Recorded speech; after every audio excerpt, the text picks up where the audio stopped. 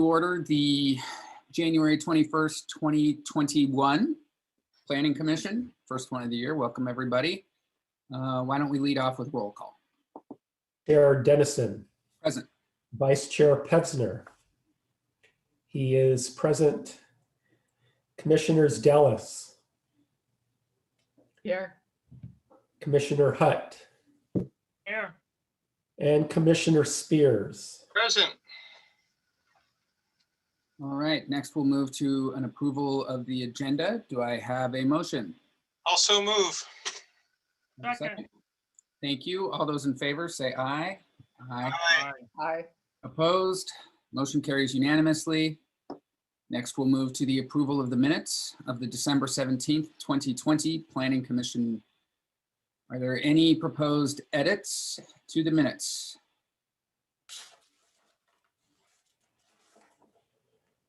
Hearing none, I'll look for a motion to approve as presented.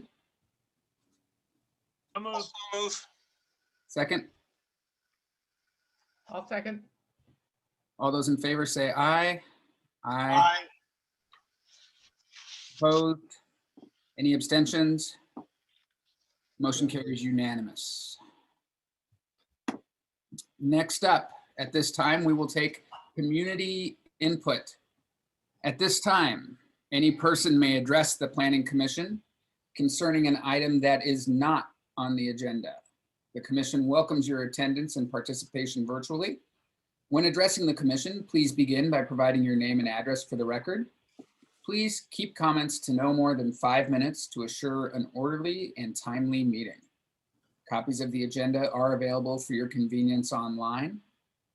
State legislation, Government Code Section 54954.2 limits the Commission's ability to take action on specific requests.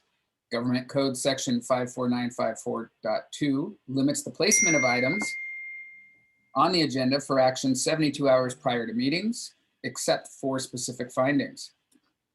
No action or discussion may be undertaken by the Planning Commission on any item if not posted on the agenda, except that commissioners or staff may briefly respond to statements made or questions posed by the public, or a commissioner or staff liaison may ask a question for clarification or make a brief report on his or her own activities.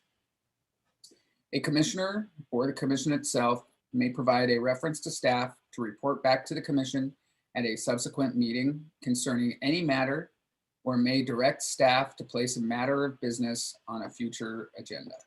I would like to give the public just a little bit of time here. I did receive in-person feedback from a member of the public that wasn't always enough time to dial in.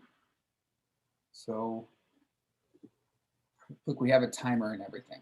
We've gotten so good at this.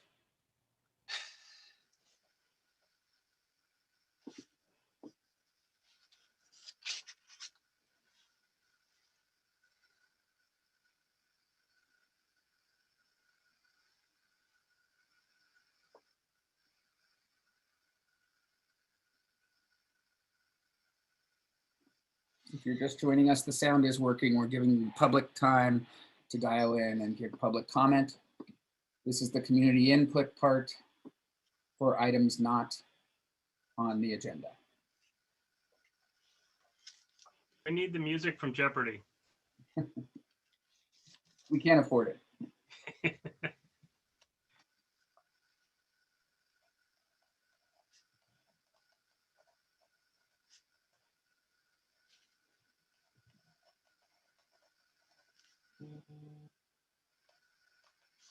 We do have a caller for public comment that just dialed in. I will patch them through now.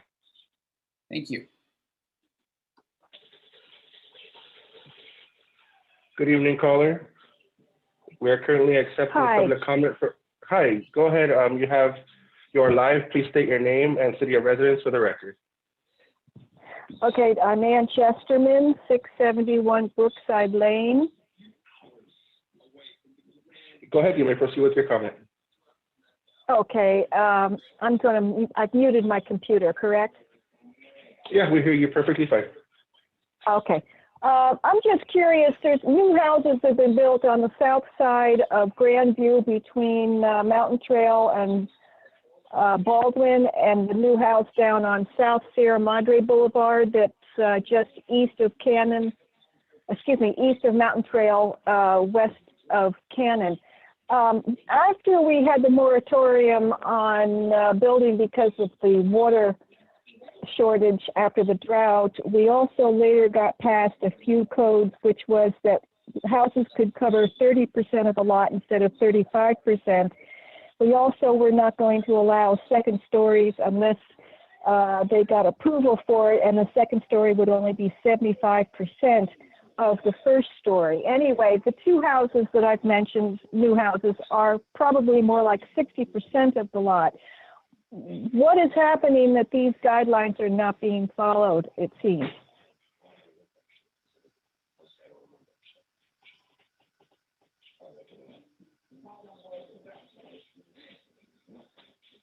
I'm not familiar with 671 Brookside Lane.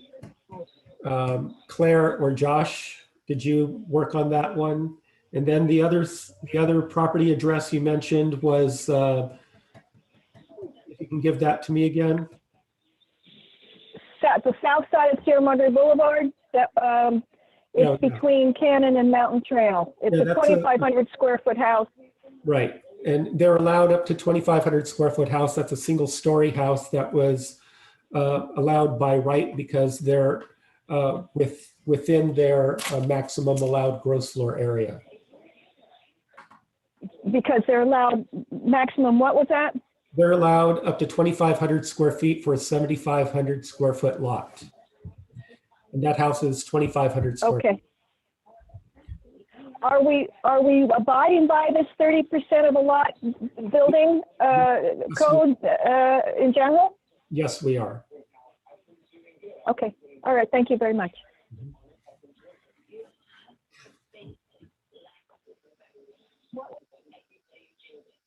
All right, are there any other public comment participants waiting online for us? We do not have any other callers for public comment at this time. All right, thank you. Next up on the agenda, we have a public hearing of Hillside Development Permit 20-02, Variance 20-01, Administrative Development Permit 20-05, and Minor Conditional Use Permit 20-05. Before we have that presentation, we need to have a disclosure of site visits and any ex parte contacts. Commissioners? I visited the site this morning and spoke with the applicant. I did not. I did not visit either. Nor did I. I did visit the site this afternoon, but did not have any contact with anybody there. All right, does staff have a presentation for us? Joshua Wolf will be delivering the presentation for this project. And we do have a PowerPoint presentation that he will be loading up as well. Thank you, Director Gonzalez. Give me just a few minutes here to load this presentation.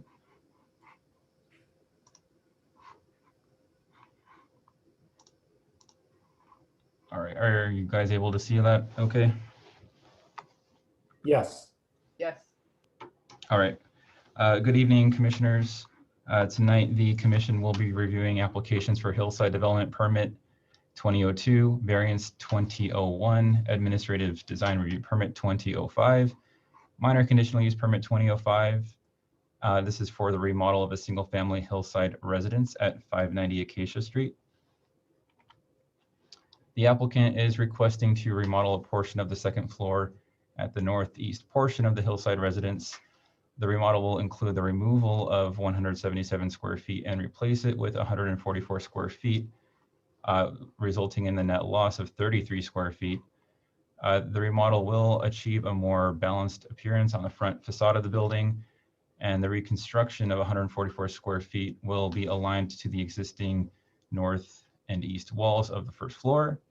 Relocation of the first floor library windows will be aligned with the second floor bedroom French doors. Because everything is within existing footprint, there will be no impact to the natural or finished grade.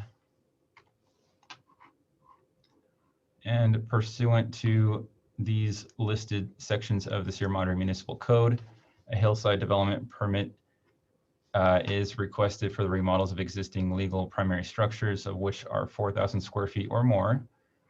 A variance is requested from the requirement of height limit at 15 feet from the side setback of the lot. It cannot exceed a height of 15 feet plus an angle plane at 45 degrees above that 15-foot marker at the side yard setback.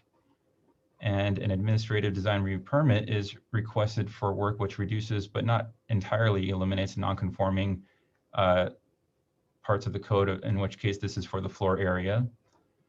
And a minor conditional use permit is requested to continue the non-conforming parking status. Right now they have 3 covered parking spaces, but they are required 7 by code. The project location is here on 590 Acacia. I've highlighted in red, but this is not the full depth of the lot because it is nearly 871 square feet, 871 feet deep. The residence was built in 1992. The total lot size, 1.46 acres, only 73 feet wide, and it is zoned hillside management and is surrounded by both R1 and hillside management zoned properties. The building in total is 8,284 square feet. First and second floor combined, of note, is less than 6,500 square feet. The basement does add to this value though, as we'll find out later. In terms of the summary of what is changing on the project, lot size, lot coverage, and overall height and setbacks are not changing, and neither is parking. However, a height at the scope of work of the project is changing from 12 feet to 19 feet 8 inches, where 15 feet is required. So this does not comply with the HMZ ordinance, but this is where the variance is requested. The gross floor area is existing at 8,284 square feet, proposed at 8,251, 33 less than existing, where the code requires 6,500 square feet maximum. This does not comply with the hillside management zone ordinance, but this is where the administrative design review permit request comes into play. And the 3-car garage, there's no change to the current parking.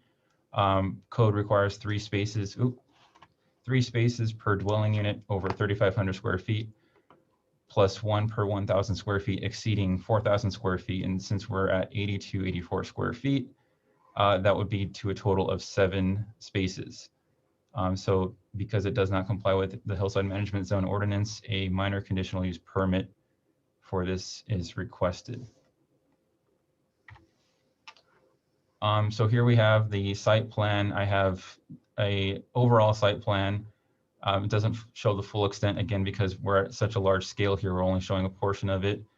And below that, I have a more close-up of the overall floor plan of the house.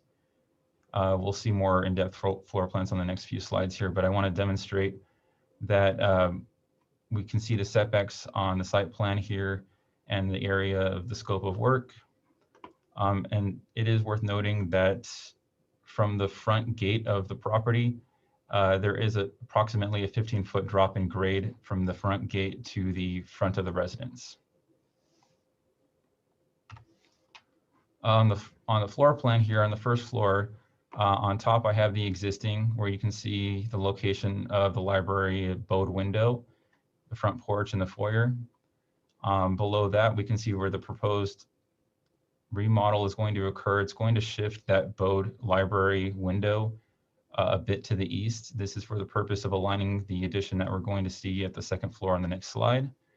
In addition to that, we're also looking at the remodel of the front porch. It's going to be for a double height front porch area, as well as an open to above foyer. And on the second floor plan, we can see above that there is an existing roof structure here at the proposed location of the remodel. This is where floor area is going to shift and decrease in total. And the French doors here, along with the Juliet balcony, is going to shift along with the library bowed window as explained earlier. And you can see that let me see if I can pull up a pointer here. What's kind of X'd out here is the area that's going to be removed. And below, we can see where it's replaced with the double height front porch and the open to below area where the foyer is. And so there's still access from the interior here into the new bedroom. The door is also moving along with that. Program of the bedroom is pretty much going to stay consistent with how it is existing, just moving a couple things around. And for purposes of demonstrating the floor area, I've also asked the applicant to include the area of the basement that is where ceilings, volumes of ceilings are not below grade, where that is defined as something that is a basement by Hillside Management Ordinance. So these areas are not excluded from the floor area calculation. And this area is roughly 1,932 square feet, adding on top of the 6,352 square feet that is a combined total of the first and second floor of the structure. And for our elevations, I've shown on top the existing and below on the proposed. And you can see here that we have changes occurring, but do not alter the overall silhouette of the structure as it exists. There's a demonstrated height requirement here. I have 15 feet above grade and 45 degrees in.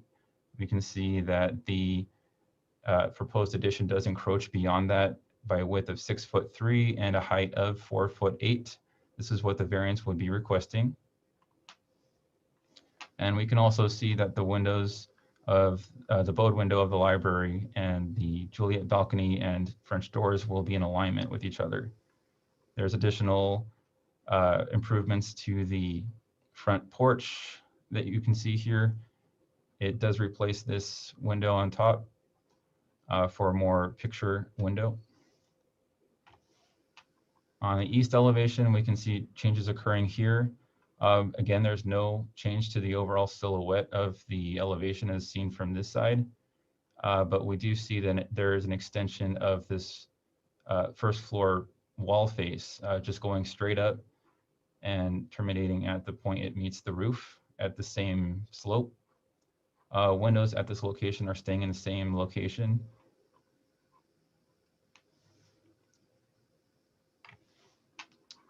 All right, so for making findings for Hillside Development Permit, which I'll start with first, the applicant made findings and staff made findings for consistency with general plan goals and policies to Hillside Development to continue, that it does continue the residential use of existing residential patterns.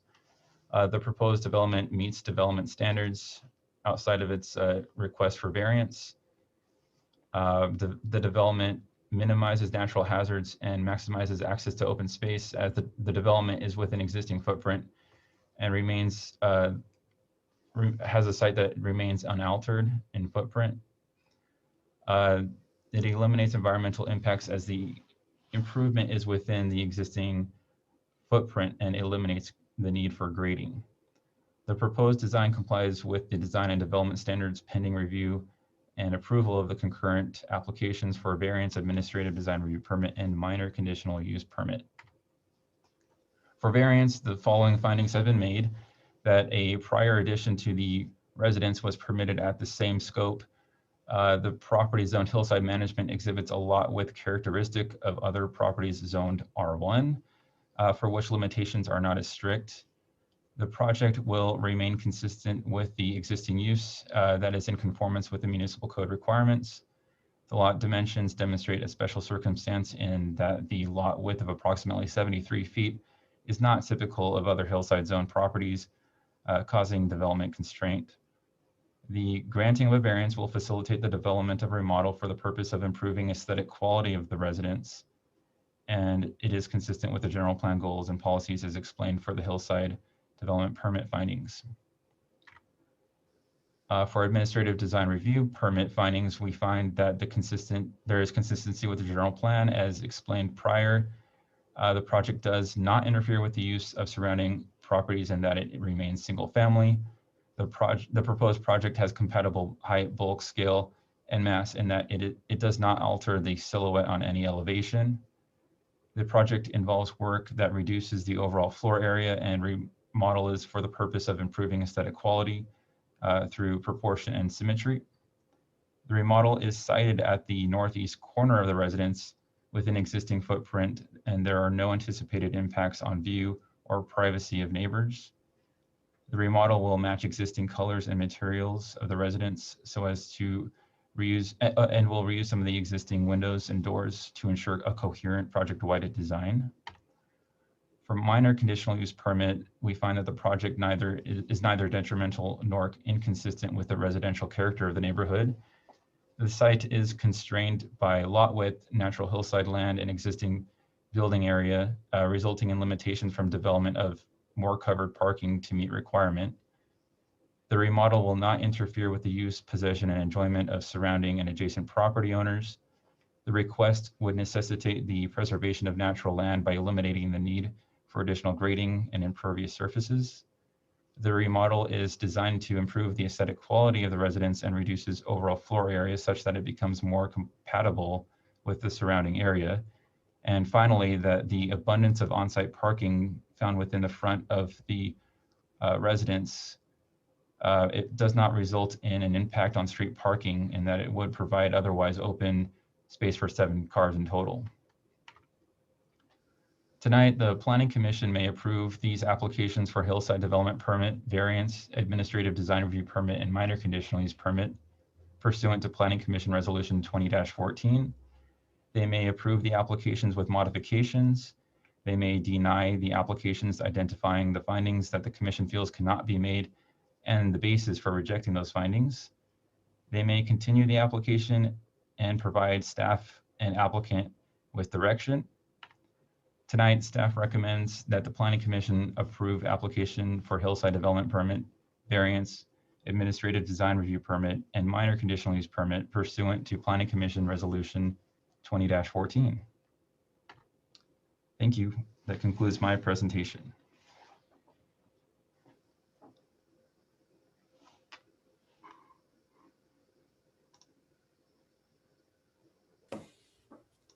Do we have any questions for staff before we check in with the applicant to see if they have anything? I have one question, a sort of procedural question.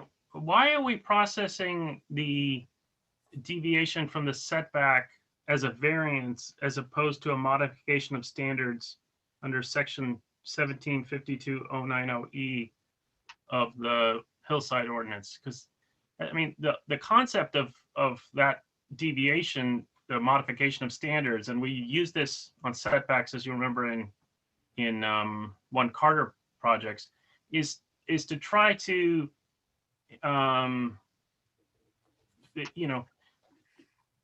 make findings that follow the Hillside ordinance in concept and in spirit, rather than getting tripped up by the technicalities. And to me, this seems like a much better fit there than a variance, which is a much higher bar for findings. And so I just sort of wondering why we went down that road, the variance road, instead of the modification of standards. Commissioner Hutt, could you reference that section of the code again? Yeah, it's let me find it again. It's 17.52.090E. E4, yeah, modification of standards upon certain additional findings, which the findings are requiring strict compliance would be contrary to the purpose of this chapter and allowing the modification would substantially advance the purpose of the chapter. So that, it's basically where the letter of the law on the Hillside ordinance gets in the way because of the unique site characteristics of the spirit of the Hillside ordinance, which to me seems like the case here.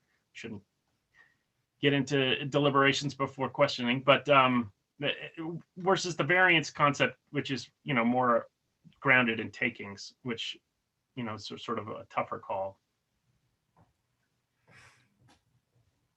It was probably a staff oversight in this case. We were looking at the variance condition as an easier method to justify the encroachment of that angle plane. Okay. Yeah, my recollection is that this was discussed, but it refers to the modification from standards from section 1752.120.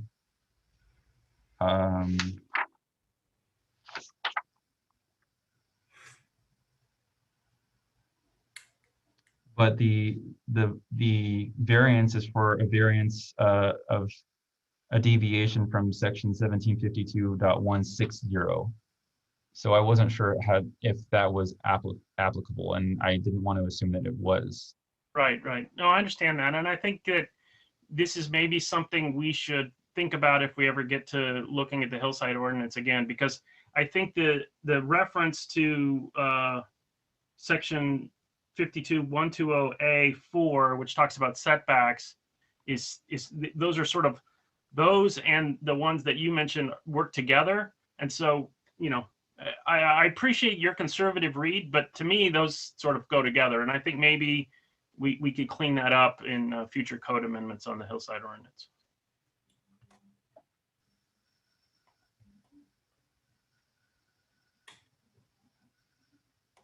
I'm not great at my history on when the Hillside Management Zone came into play, but it sounded like, Mr. Wolf, you said that the calculation as is currently in the Hillside Zone is different than the calculation when this house was originally built, because that is a significant change of square footage. And so can somebody help me understand when the Hillside Zone came to play? The ordinance says, or the municipal code says that the first ordinance was adopted in 1994, and then it was subsequently amended in 2009. Yeah, and most of the changes I think that you're thinking of there were the 2009 amendments, and I was on the commission when we did that. Yep. And that, as you said, it significantly reduced the floor area, the 2009 amendments.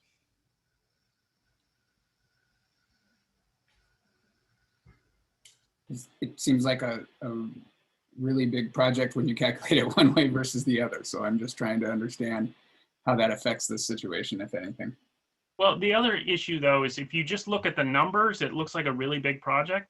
But if you think about the basement and whether you count the basement or not, that's a fundamental question. Because if you don't count the basement, then this is within the floor area even as calculated. And so, I think the basement issue is one that we've punted around both on the Hillside and other code areas, and we've never really gotten a really clear direction on what we wanted to do with the city. So I think the big difference there is how you calculate the basement.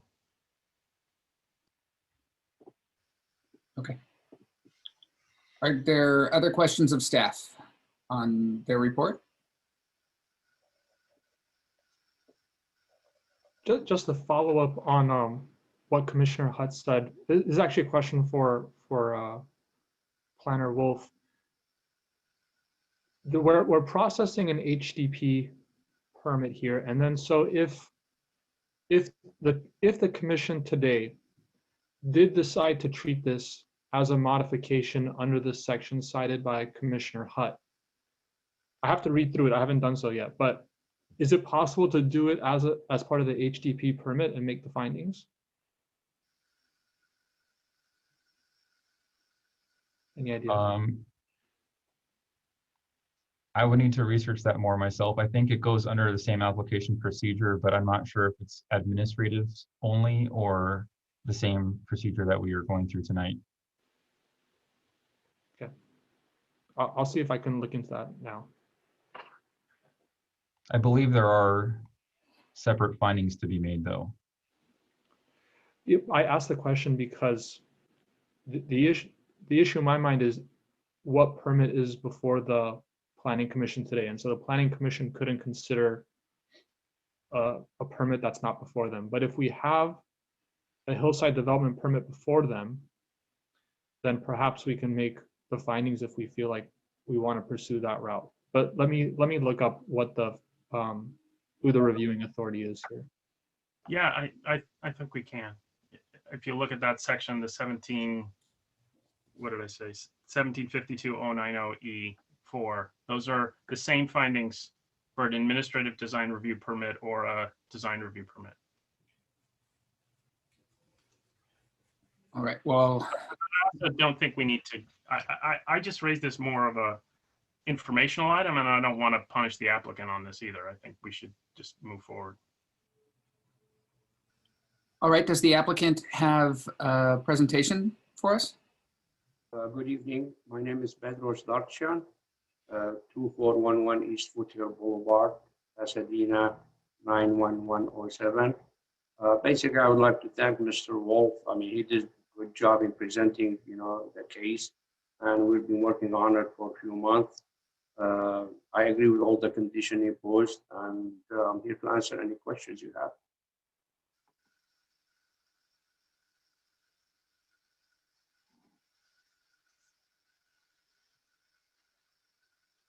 All right, are there questions?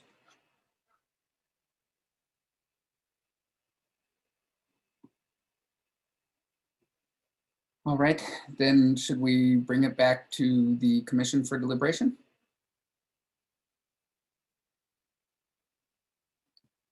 Who would like to do it? Check for public comment. Sure. Great idea. At this time, thank you. At this time, any person may address the Planning Commission concerning this particular item. The commission welcomes your attendance and participation virtually. When addressing the commission, please begin by providing your name and address for the record. Please keep comments to no more than 5 minutes to assure an orderly and timely meeting. Copies of the agenda with this item were available for download.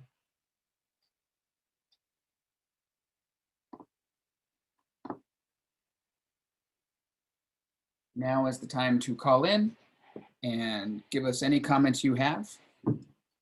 We will wait for the entirety of the 3-minute timer to give people sufficient time to call in. If during this time a public comment does call in, please go ahead and put them through.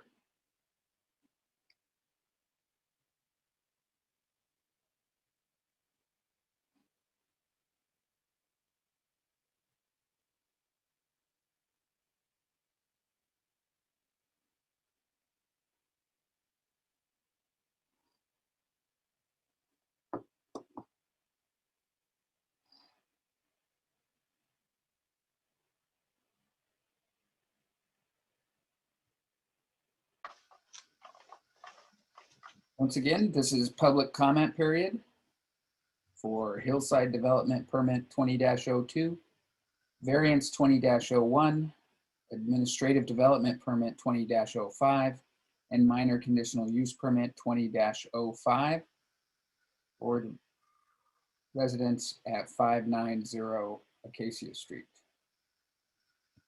Please feel free to call in if you would like to make any public comments regarding this property. We do have a caller for public comment on this item. Please put them through. Good evening, caller. Please state your name and city of residence for the record, and then you may provide your comment. I sent a comment by email today. Was it not received?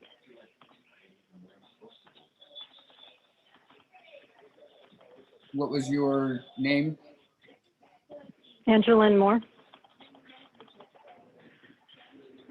I was not forward a public comment. Did staff receive anything, either Jennifer, Peterson, or Josh?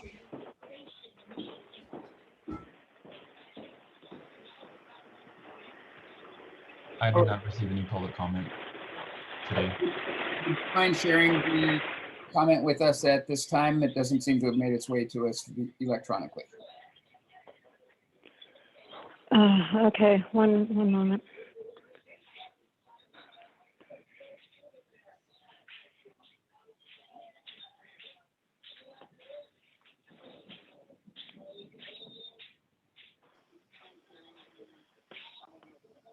Okay, I'm ready.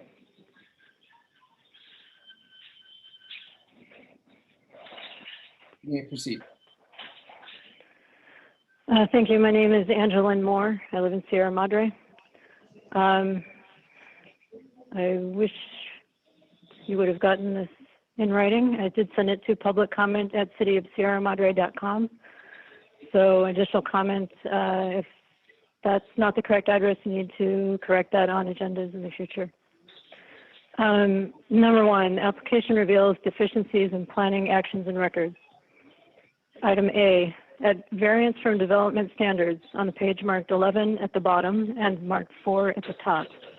The 2014 addition of 2 bedrooms from the second level were built at this setback, exceeding the height requirement limited to 15 feet, but was nonetheless permitted without evidence of approval of such a variance. Item B, at reduction of nonconformity on the same page, it states it is assumed that this basement was constructed at the same time as the main residence. It is thus assumed that during approval of the original project, the area of the basement was discounted from the gross floor area of the project. This indicates that city of records for this property are deficient. There was a great deal of debate over the classification of the basement, in quotes, of this 3-story residence during its construction. Sierra Madre news articles from the early 90s that refer to the Taj Mahal are available from the library to fill in the history.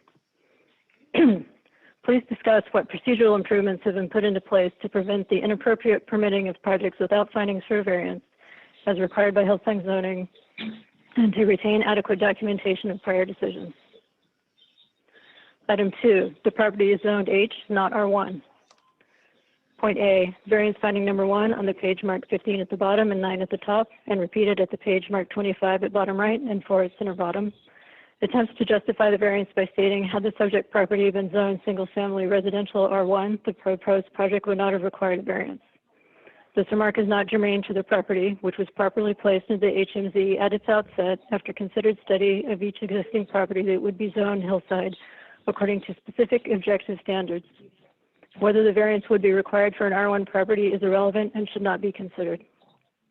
Point B, further at finding number 3 on the same page, we see another attempt to regulate the property as R1 instead of HMZ in, quote, in that the site exhibits a long and narrow shape where the width is characteristic to that of an R1 zone lot.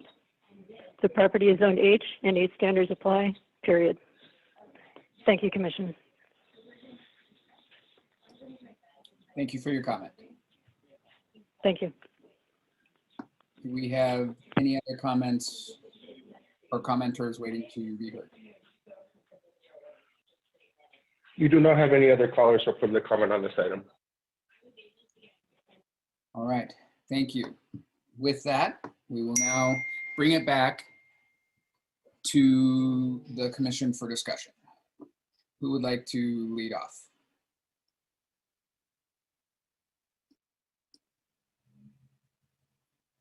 Once you come off mute, we'd love to have you talk, Commissioner Spears.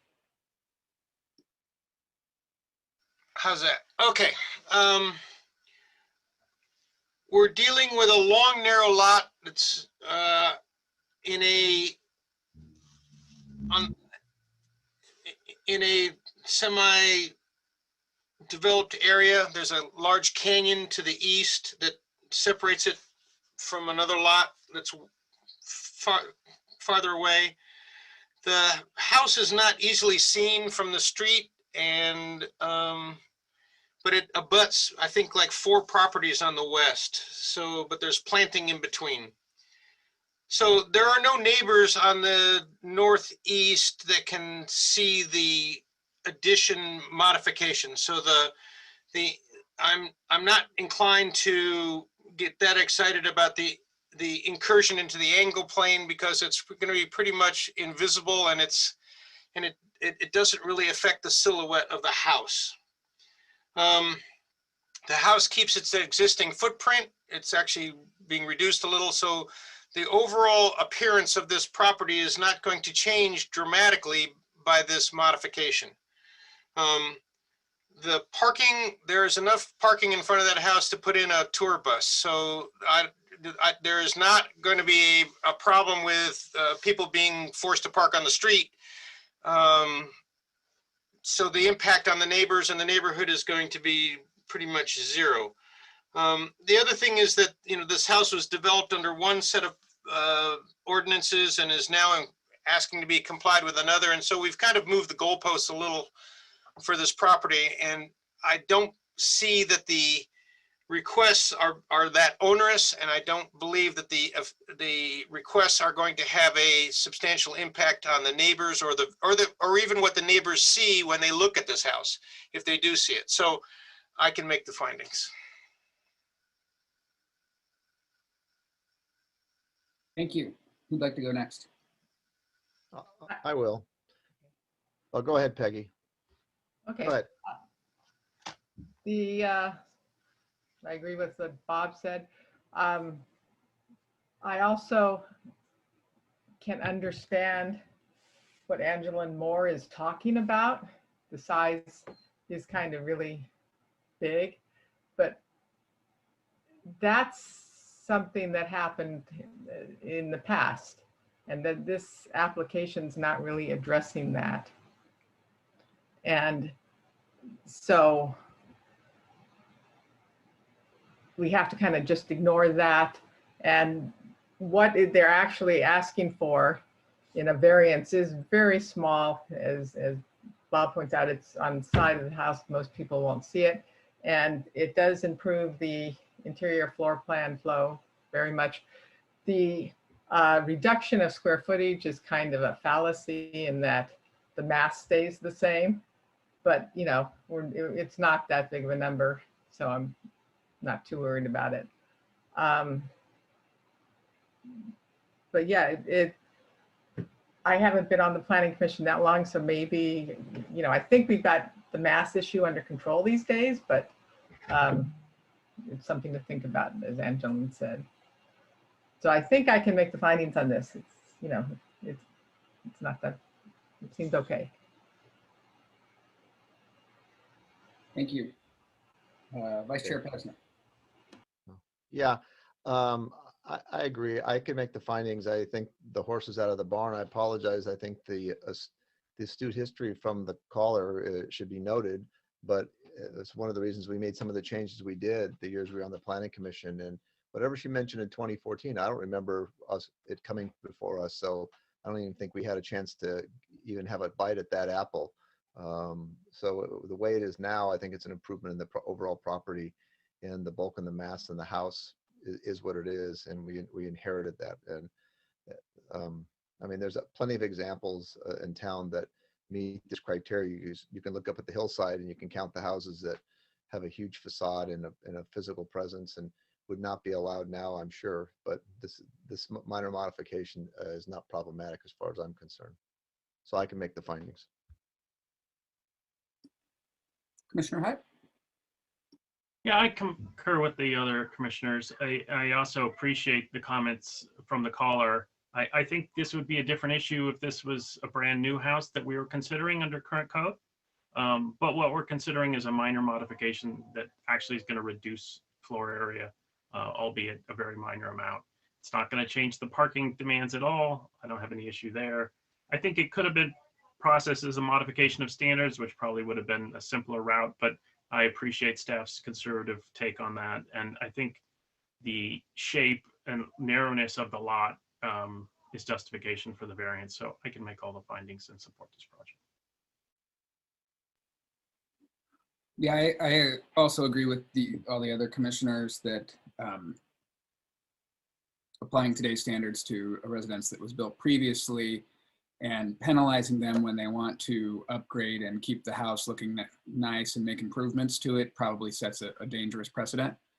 There's a reduction in gross floor area, though to Commissioner Dallas's point, kind of playing with the numbers there.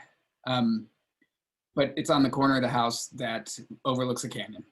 There's the angle plane infraction could not have happened to another single lot that I know of in town that would be less affected. So I don't have any problems with this. So it sounds like we have our opinion. I would look for a motion. Also move. Second. Thank you. All those in favor say aye. Aye. Aye. All those opposed? Motion carries unanimously.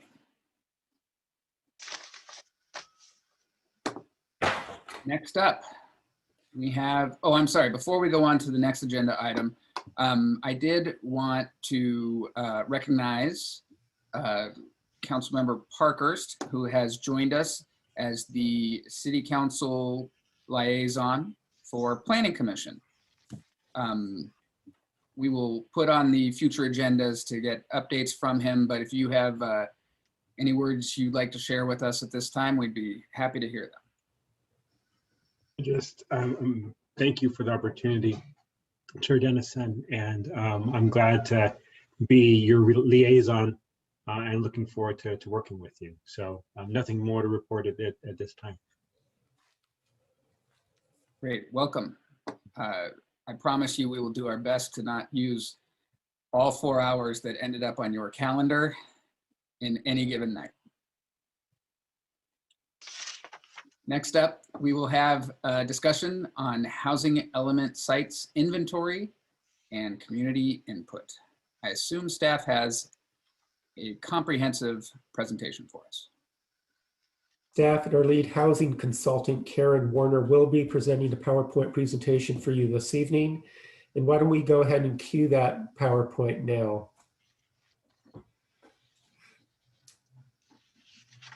It'll take 1 moment.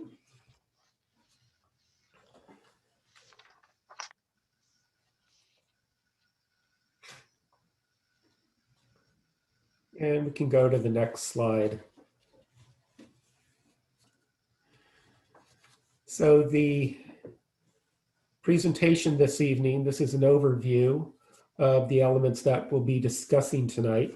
We'll include what is a housing element. So we'll address and define what exactly we will be doing in our housing element update. We will also discuss the state mandate that allocates the number of units assigned to each city, referred to as the Regional Housing Needs Assessment, or RHNA. We will also identify the potential housing element opportunity sites that were vetted at 3 prior meetings by the City Council. And those sites consist of multifamily infill, accessory dwelling units, and housing on congregational lands. We are also soliciting the Planning Commission's input this evening on the opportunity sites and suggestions for additional sites and density. We will also share a sampling of questions and comments received from the December 1st community workshop and provide additional opportunity for community comment. And at the conclusion of the presentation, we will go through next steps in the process and opportunities for continued participation. This time, Karen Warner will continue with the presentation. We can advance to the next slide. Thank you, Vincent. Welcome, commissioners. As Vincent stated, we're going to start with a little background on what the housing element's all about. It's part of the city's 2015 general plan, but unlike the rest of the general plan, it's required to be updated every 8 years. So we're undertaking what's referred to as the 6th cycle housing element update, which will span from 2021 to 2029.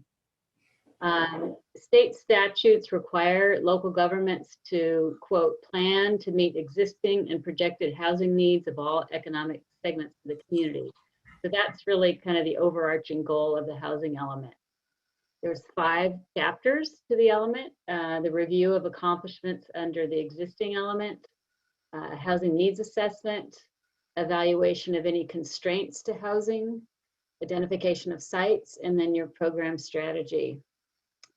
It's required to undergo review by the State Department of Housing and Community Development, or HCD. And HCD will prepare written findings as to whether the element complies with the state statutes. Next slide. There are significant benefits of having a state-approved element. When I first started working on housing elements, probably 25 years ago, maybe half of the cities throughout California had a state-approved element. And now that percentage is up way over 90%. And it's largely because of a lot of carrots and a lot of sticks for state compliance. There's a presumption of a legally adequate housing element in the courts if the state approves your element. If the courts do invalidate your element, there's a loss of local control.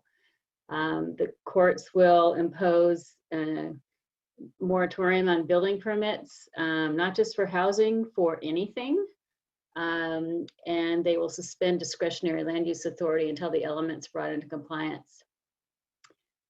There's potential settlement agreements with litigants. Many cities, particularly when redevelopment agencies had money, cities would be challenged on their housing elements, and to keep it out of the courts, they would enter into settlement agreements with the litigants, which had, various requirements for rezonings and affordable production requirements. The Attorney General now has the authority to litigate on housing elements that are out of compliance, which most recently happened to the city of Huntington Beach.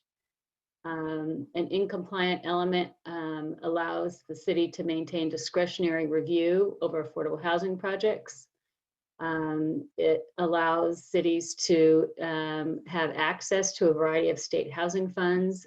Sierra Madre received both SB2 planning grant and LEAP grant funds, which it could not have received if its element wasn't found in compliance.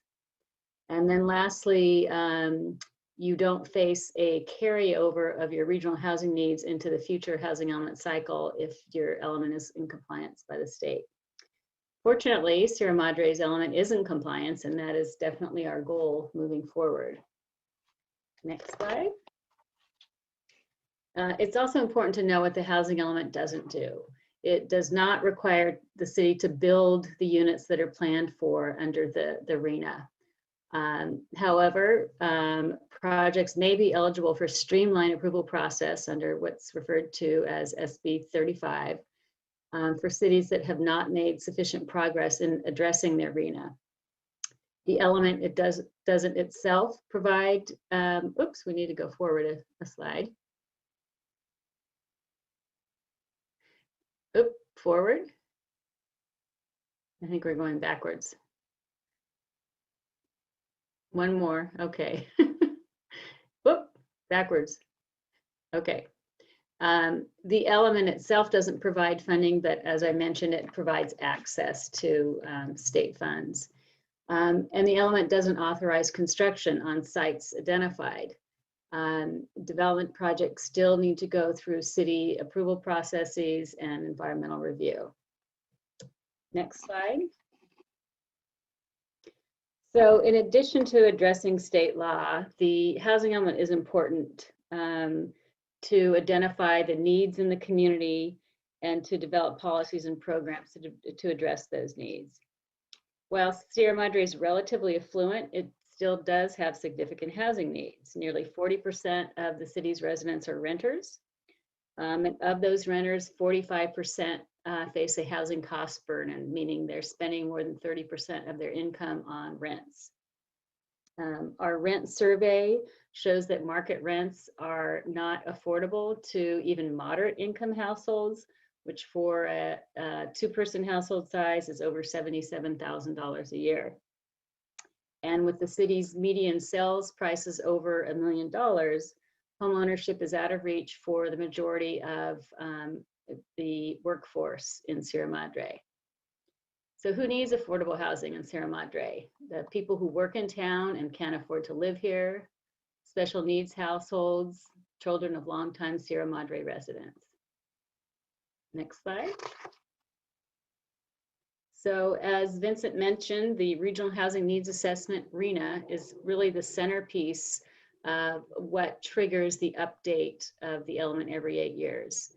The RHNA is essentially the growth projections developed by the state of California that are then provided to the Regional Planning Agency, which here is SCAG, who then, according to an approved methodology, distributes the RHNA growth numbers to all cities and counties in its jurisdiction. The RHNA reflects the minimum number of housing units each community is required to provide adequate sites for through zoning. So the map on the left, which is very small, shows the housing sites inventory from Sierra Madre's existing housing element. Next slide. So the city's RHNA for its current housing element was for 55 units, which was really a fairly reasonable number. And you can see that the RHNA is broken down into the 4 different income categories. We looked at the city's progress in addressing the RHNA, and the city provided building permits for 68 units. It underproduced in the very low income, however, it overproduced in the low income. The 2 very low and 16 low income units are accessory dwelling units, which were both through the city's amnesty program and new construction. The 3 moderate income units were from the Highland Muse Adaptive Reuse Project that were 3 moderate income first-time home buyer units. Next slide. And this is the city's draft RHNA to be adopted in February by SCAG for the upcoming cycle, which you can see it increased from 55 units to 204. So Sierra Madre is not unique in having this huge increase. SCAG was allocated a total of 1.34 million new housing units that it needed to distribute, which was 3 times higher than what it had previously been allocated. What the final column shows, the default density. This is in the sites inventory when we evaluate sites to meet the RHNA's various income categories. We need to demonstrate that sites for very low and low income are at a minimum 20 unit an acre density to be able to get credit for those income categories. And for moderate, it needs to be a minimum of 12 units an acre. The above moderate income, there's no density minimum. We're not worried about meeting that. We have 40 units potentially moving forward at the monastery, and then Stonehouse has 12 units. So what we're really focusing on is the very low, low, and moderate. We will also have accessory dwelling units that we can project forward in the future. But the other thing that's important to note is that in addition to these units, we need to provide a buffer. And that's because the city is required to have the sites available throughout the 8-year planning period to meet its RHNA by income category. So if we identify sites for lower income at 20 units an acre, and they build out with fewer units than we projected, if they build out with market rate units, we need to still be able to show you have the capacity to meet the RHNA by income category. So that's why it's important to have a comfortable buffer, so you aren't in the position of what's referred to as no net loss and having to identify additional sites in the middle of the planning period. Next slide. This is just a comparison of some of your surrounding communities and what their total RHNA figures were from the 5th cycle and the 6th cycle. Some of the cities that are closer to you in size, San Marino has a population of 13,000, and you can see its increase was tremendous. And its total numbers are much higher than yours as well. But you know, everyone has a significant increase. Next slide. So staff has been working extensively since the beginning of last year to evaluate potential sites for multifamily housing to address this arena. And as you can imagine, this has been challenging. In addition to this much higher arena allocation, there's been recent changes in state law that require substantial additional analysis to be able to justify sites as suitable and available for development during the planning period. Particularly for non-vacant sites, we need to provide evidence why sites are likely to redevelop, such as, you know, statements from property owners and what have you. So it has been challenging. We have gone before the Planning Commission, as Vincent said, I'm sorry, the City Council 3 times. We had a community meeting in December, and we'll be presenting the results of that here shortly. So let me turn it over to Associate Planner Claire Lynn, and she will review each of the identified opportunity sites. Thank you, Karen. So site number 1 is identified 4 properties on West Mariposa Avenue, also known as the Mariposa parking lot, just south of the boulevard. 2 of the parcels are city-owned and 2 of them are privately owned parking lots. The combined site has a potential of 25 units at 20 dwelling unit per acre, or 38 units at 30 units per acre. There is another option to develop a concept of an affordable housing overlay zone, for example, to reach the density at 30 units per acre if a certain percentage of a housing units is affordable. Please note that this site is within the Measure V boundary, so it would require a vote of the public. Site number 2 shows 9 properties on the 200 block of West Mariposa Avenue. The combined site consists of 25 existing housing units with the potential net gain of 23 units. 2 of the parcels were identified in the prior housing element. So therefore, to carry over to the 2021 to 2029 element, it must allow 20 dwelling unit per acre by right for inclusion of 20% low income units.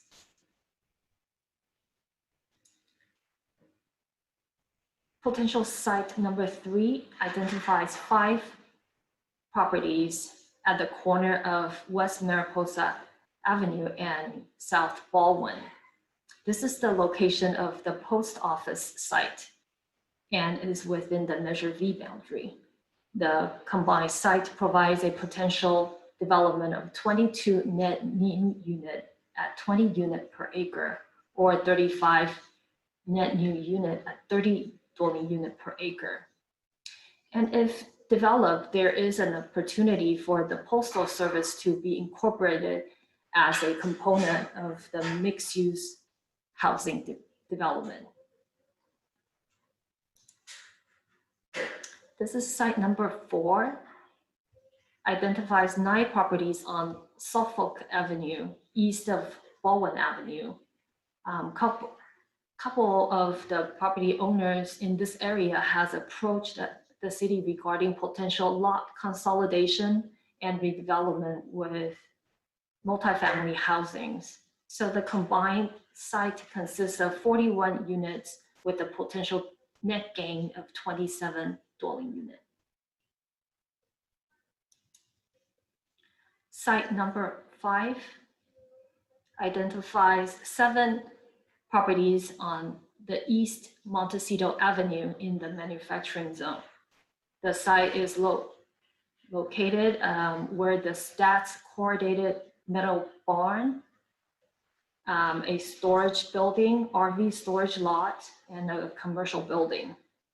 This is within the Measure V boundary again, and it will require the approval of the voters. The combined site yield 2 density options, 53 units at 20 units per acre, or 78 units at 30 dwelling unit per acre. Site number 6, designated 1 property on the West Sierra Madre Boulevard and where the Park Avenue ends. This is where the Palms apartment is, that is outside of the Measure V boundary. And the existing density of the property is approaching 20 dwelling unit per acre already. So with the redesignation to 20 dwelling unit per acre yields just 1 additional unit. But with 30 dwelling unit per acre, the site provides a potential net gain of 10 housing units. The property owner has expressed interest in rezone for a higher density. Here is the summary of the potential sites inventory that designate a combination of 20 dwelling unit per acre and 30 dwelling unit per acre. Note that 3 of the sites identified are within the Measure V boundary, and it will require the approval by the voters to enable redesignation as a housing at a higher density. So in total, these sites produce 151 units at 20 dwelling per acre, or 212 housing units at a combination of 20 and 30 unit per acre. So compare this number to the total low and moderate RHNA target at 230 housing units. There is still a gap to meet the total low moderate RHNA target at 230. And Karen will be going over the other planning tools to plan for affordable housing in our city that is already built out. Now I'll turn it over to Karen. Thank you, Claire. One other thing we just wanted to mention, there were numerous other sites that we evaluated but did not recommend. 5 additional opportunity sites totaling 28 parcels. All of those sites were developed with existing residential units. The majority of the housing on those sites was in good condition, and the intensification yielded only nominal unit increases. And as I said, the criteria for including non-vacant sites is far more stringent now.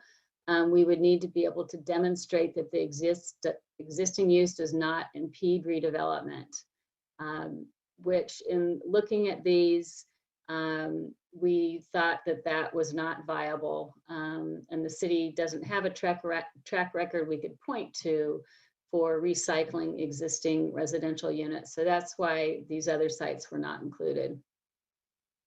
Next slide. So Claire mentioned the idea of an affordable housing overlay. As I mentioned, the default density for us to include sites that count for very low and low is minimum 20 units an acre. So at a minimum, we're going to need to modify the current R38 zone that is up to 20 units an acre to have it start at 20. So we may, it may be 20 to 24 units an acre or something like that.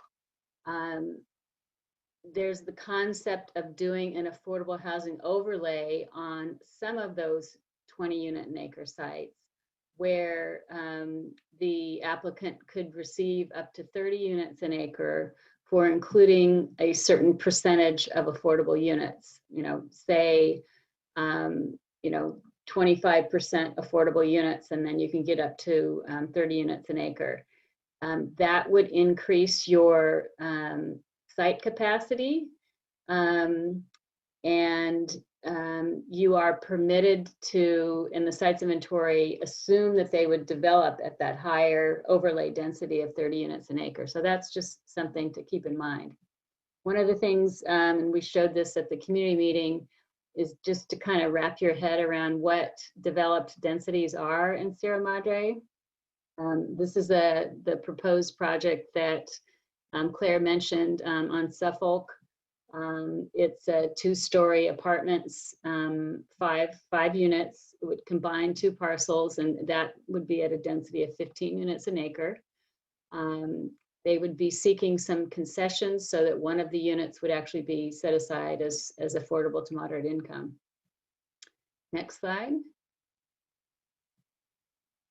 So the city actually does have a 30-unit an acre project. The Wisteria Garden Apartments is actually a 30-unit an acre project. So you can kind of get a sense of what that scale is like. Next slide. And then Kensington is 40 units an acre, and it's 2 stories at the street, and then I think it goes up to 3 stories in the rear. And the reason this is as dense as it is whenever you're talking about senior housing, you're talking about smaller units. So the density, by its very nature, is increased. Next slide. And then another senior project, which is 100% affordable, which is 2 stories in the front and 3 stories to the rear, is the Sierra Vista Senior Housing at 43 units an acre. Next slide. So accessory dwelling units are going to be an important component of the city's affordable housing. We've done a rent survey, and then SCAG now has done an affordability analysis that shows 70% of accessory dwelling units are offered at rents affordable to lower and moderate income households. So we're permitted to use those figures. We're expecting, we're projecting 12 accessory dwelling units a year based on past trends. So that means, applying the SCAG affordability analysis over the 8-year planning period, we can assume 67 of those accessory units can count towards the city's low and moderate income RHNA, which is, a big help. Next slide. So this is the comparison that Claire showed previously, but adding in those ADUs. So we have 67 low and moderate income ADUs. The 2 zoning scenarios, the first is all of the 6 sites at the 20 unit an acre. Adding in the ADUs, you're at 218. So still a bit below of what we'd like to see for the RHNA target with the buffer. Doing the mixture of the affordable housing overlay at 30 units an acre on several of the sites, and then 20 on the others, results in 279 unit potential. So that's a sizable increase even above our goal. Next slide. Then one other thing that we looked at, there was a bill last year in the legislature, SB 899, that would have allowed affordable housing by right on congressional lands. And so we were, very interested in that. With the advent of COVID, many of the bills in the legislature were scrapped. We expect this one to come back. But there was another bill that passed, AB 1851, that makes it much easier to build housing on church sites because it reduces the parking requirements. You're allowed to have a 50% reduction in the church parking to accommodate affordable housing. And the parking spaces can count towards the project's parking requirements. So the city may consider an affordable housing overlay on church properties to allow housing by right. If we move forward with this, what we would do is include we can include the overlay on all the church sites, but then just evaluate the unit potential on those that really have the opportunity because they have, significant parking lots. We did have a virtual meeting. We invited all of the religious institutions. We had 3 in attendance, and they were generally in supportive of the overlay concept. Our estimate, which was probably pretty generous, we would need to, pull this back a bit, but looking at conversion of parking and vacant areas to housing, we had an estimate of up to 200 units. So this is another thing to consider. Next slide. And this is something that's happening. There are affordable housing developers, and I learned in our meeting with the congregations that the Episcopal Church has an arm that does this. So these are 2 projects that were recently approved that were both sponsored by the Episcopal Church. This one provides 66 low-income senior apartments. In addition to providing the housing, the nonprofit that's developing the housing also provides other improvements to the church itself. So in this case, they provided a 3,000 square foot community center. They developed common open space. Then the next slide is a project that was recently approved in Placentia. Again, 65 low-income senior apartments. They provided a new parish hall, community gardens, and overall improvements to the church facilities. And then lastly, for my part, we just wanted to kind of highlight the community workshop that we had. And all of this is on the city's Housing Element webpage. So all of the comments we received, for example, at this workshop are on the webpage. We had 25 attendees. We asked in a polling what strategies the city should pursue to meet its RHNA. Clearly not everyone answered, but what the responses were is provide increased densities in select multifamily neighborhoods, and then allow housing on select commercial sites, and providing ADUs where those were right up there too. Less popular were providing housing on public parking lots and allowing housing on church sites. Next slide. And then I just pulled out some of the comments that we received. And again, on the website, we have all of the comments with our responses. If the city parking lots are used for housing, how would the parking be replaced? And the parking would become, part of the project. So the public parking would be integrated within the probably mixed use development. Taylor's is a natural for housing. Could there be a requirement that it be allowed to go back in as part of a mixed use project? Yes, absolutely. That could be part of the approval, that Taylor's be required to go back in at its current rent level. In the future, will the city require single family parcels to become multifamily lots? We have specifically stayed out of the single family neighborhoods. So with the exception of, the ability to add an accessory dwelling unit, for now, no, we're not suggesting that single family neighborhoods be converted to multifamily. Are there incentives or financial assistance for owners to develop affordable housing on their properties? Yes, and we talked about, various incentives through density bonus and what have you. Would a 30-unit and acre density require a 3-story height limit? Most likely you can achieve 30-unit and acre with tuck under parking and not go to 3 stories, but typically it would be 3-story, or like some of your examples, 2-story fronting the street and then 3-story to the rear. And does Sierra Madre have existing housing at 30 units an acre? And as we showed, you have the wisteria gardens. Next slide.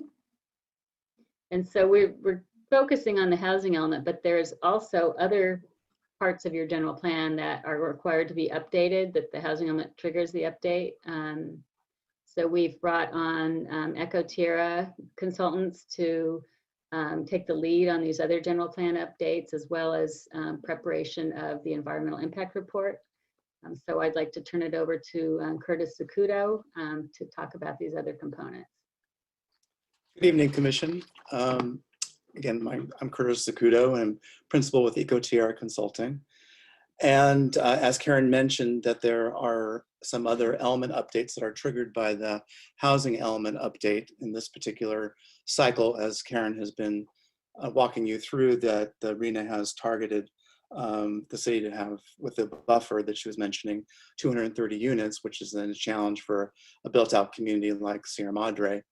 And then, as she was pointing out, the different potential sites and overlay zones in the city, which would trigger an update to the land use element, because then we need to provide new land use categories for multifamily housing to be consistent with the housing element, because the general plan law requires that all the general plan elements are interrelated and integrated. And so if you're updating one element, you need to update other elements. In this particular case, if you are increasing density, such as what the housing element is going to have to require to do, then we have to update the land use element. So we'll be doing that in concert with the housing element update.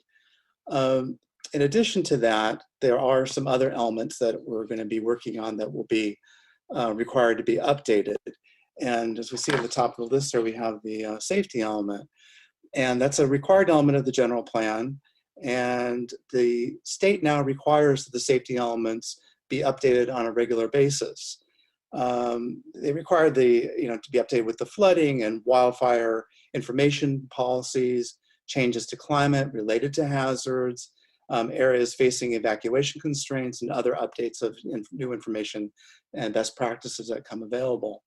Which then leads to actually the Senate Bill 379, which was brought into being adopted actually in October 2015, which requires all cities and counties in California to ensure that the climate adaptation is integrated into the general plan process.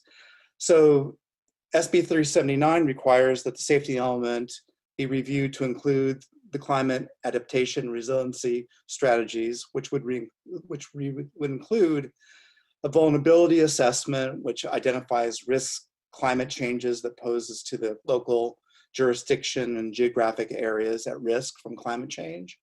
And then the set of adaptation resiliency goals and policies and objectives that are based on the information that's specified in that vulnerability assessment. And then finally, a set of feasible implementation measures designed to carry out those goals and policies and objectives. The city, as part of 379, SB 379, you have to prepare a local hazard mitigation plan, which addresses all of these requirements. And fortunately, the city of Sierra Madre already prepared its local hazard mitigation plan a year ago. And so what the law requires, though, that the SB 379, though, requires that to integrate the local hazard mitigation plan into the safety element. And they gave a specific time frame from January 2017 to January 2022. So we're right, we're nearing the end of that time frame. And so it's logical now that since we're having to update the housing element and the land use element, that we go ahead and update the safety element. And it's really a matter of really integrating your local hazard mitigation plan into the safety element. So we'll be doing that for the safety element. So, which then dovetails into, or snowballs, I should say, into the environmental justice element. And SB 1000 was signed in 2016 that requires local governments to identify environmental justice communities, or really disadvantaged communities, in their jurisdictions and to address environmental justice in their general plans. So a little bit of a hitch, though, to the law is that essentially requires, though, that if you are updating two or more elements concurrently. In this case, we're already updating the, which triggers because of the housing element update and the land use update. And of course, now we're updating the safety element, that you have to either prepare an environmental justice element, or it allows you to take the environmental justice and goals and policies and sprinkle them into the housing element, the land use element, and the safety element, which is most likely what we would be doing, the latter for Sierra Madre. So what is environmental justice? Environmental justice is defined by the Environmental Protection Agency as the fair treatment and meaningful involvement of all people, regardless of race, color, national origin, or income, with respect to the development, implementation, and enforcement of laws, regulations, and policies. So this goal is to be achieved that everyone enjoys the same degree of protection from environmental and health hazards and equal access to the decision-making process to have a healthy environment in which to learn, live, and work. So the intent is to identify areas of disadvantaged communities within the city. The environmental justice requirement includes the policies to reduce the health risk in these communities, including addressing improvements to air quality, access to public facilities, food access, safety, safe and sanitary homes, and physical activity. So essentially what we will be doing then is the California, the Office of the Environmental Health Hazard Assessment of the Environmental Protection Agency has a screening tool that we can use that will help to identify communities that are disproportionately burdened by multiple sources of pollution and with population characteristics that make them more sensitive to pollution. It was to suspect, though, that in Sierra Madre probably doesn't have disadvantaged communities, but I might be jumping ahead on that. But knowing the community a little bit, nevertheless, the law would require us to then show by using this tool that there aren't any disadvantaged communities in Sierra Madre. But if there are, we would then identify it and discuss it in, like I said, the land use, the housing, and the safety elements. And if it's not, we would, again, in the same elements, we would show that the community doesn't have, the city doesn't have those type of communities within their jurisdiction. And then we also have the circulation element. And since we're updating all these other elements, the city has requested us to review the circulation element in light of the state of California's shift from the analysis of traffic impacts from the level of service to vehicle miles traveled, or we call it VMT, as a measure for transportation impacts under the California Environmental Quality Act. And we have brought on with us Gibson Transportation Consultants to assist us in the preparation of the review and update of the circulation element to reflect the VMT thresholds that the city has already adopted. So that's pretty much the scope of work that will be involved for the circulation element, but also Gibson will be involved in helping us with the update of not only the circulation element, but they're going to be involved in the preparation of the program environmental impact report that we'll be preparing, that will be on the housing element update, the safety element update, the environmental justice that will be addressing the circulation element update. And so we're just now embarking on preparing these various elements. And I believe Karen will be going over the overall schedule in a little bit, but to kick off the environmental review process, we will be preparing the notice of preparation and circulating that probably most likely sometime in March. And so between now and March, we'll be preparing these other elements. And then through in March, then we'll send out the notice of preparation, and that will kick off the environmental review process for the program EIR that we'll be preparing on these element updates. And I think that's all I have, Karen. Thank you. Thank you. Next slide. So what are the next steps? We plan on having another study session with council next month. And we have a couple new members on the council since last year to confirm the housing element sites. And that's really critical because we need to get that to Echo Tierra so they can start doing the environmental. So that's essentially the sites inventory is the project description. So we're hoping to get that direction from council in February. We'll then take that and finalize, and we've been working on the housing element. We have several chapters already drafted, but we'll take the direction from council and prepare a draft of the element. Once it's ready to go, it'll go up to state HCD for their 60-day review. The safety element is also required to go to CAL FIRE for review. So that will all be happening approximately April through July.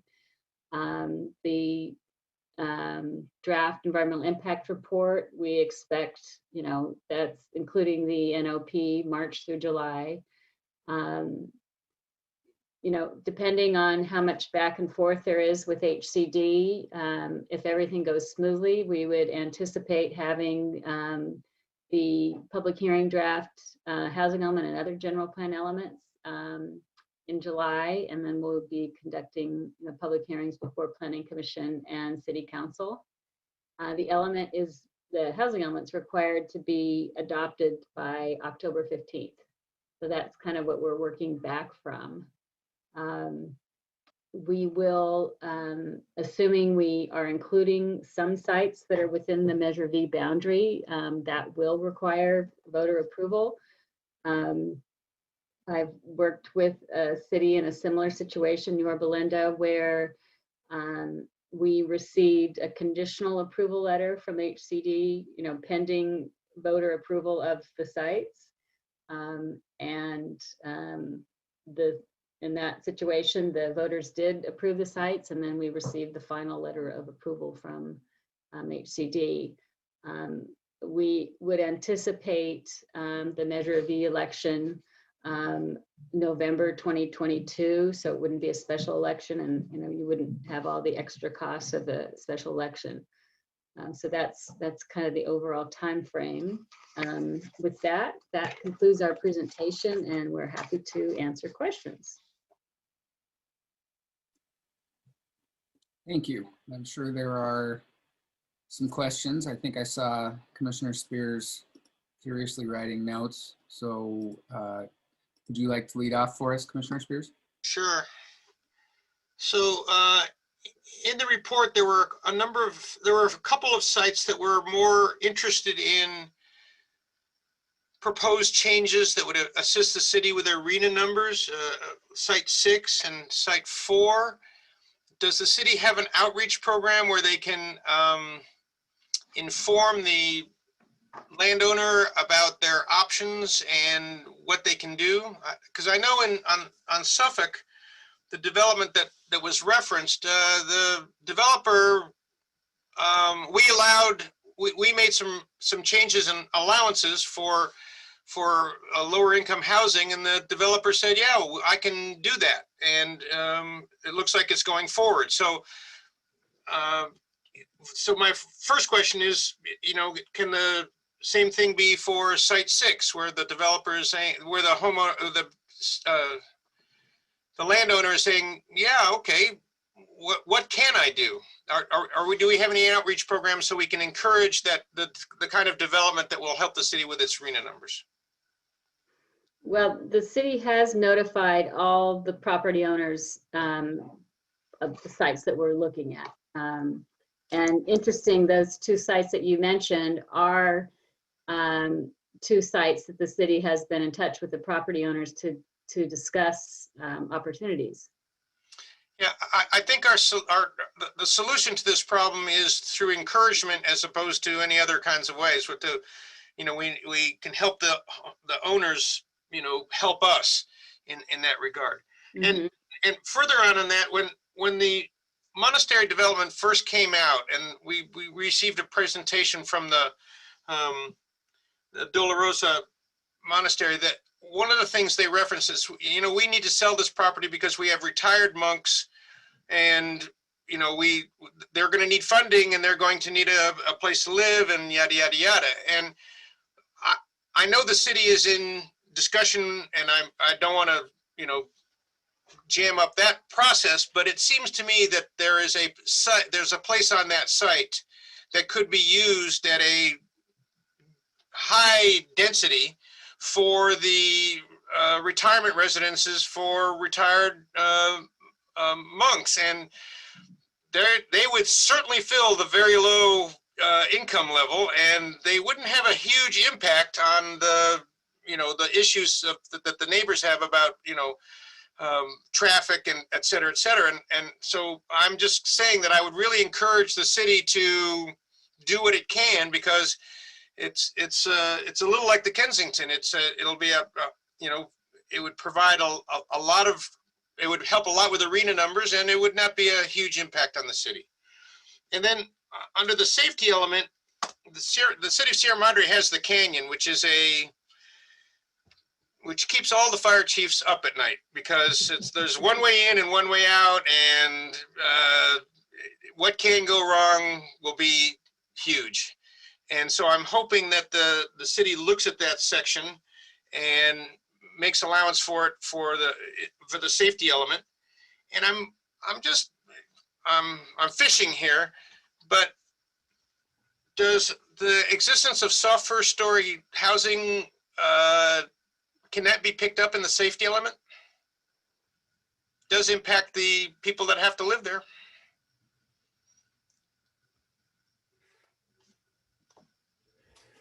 I would imagine that we could reference that. Karen, are you familiar with soft first story buildings that Commissioner Spears is referencing? So we will be, after we complete and have an adopted ordinance for our unreinforced masonry buildings, our next task will be to establish an ordinance for soft first story buildings. So there are a number of such buildings in Sierra Madre that we will ultimately have to try to have corrected to current standards. That's something we would reference in the safety element, definitely. Okay, cool. Thank you.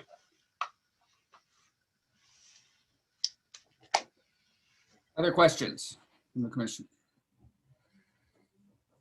I have a Yeah. question. Oh, go ahead. Yeah. In Sierra Madre, there seems to be a lot of existing accessory dwelling units that have been built over the years. Have those already been accounted for, or what's the situation with that? Those have already been accounted for partly through the amnesty program. That's where we had a very large jump in very low income units early on. Okay, thanks. In clarification on that, the ones that came through the amnesty program, Correct. if we were to offer a second amnesty program, we may have the opportunity to capture more of those. I'm not sure how many more of those would really be left. That could be a possibility. We haven't considered that since that amnesty program was offered up on 2 prior occasions, and we did see an increase in units.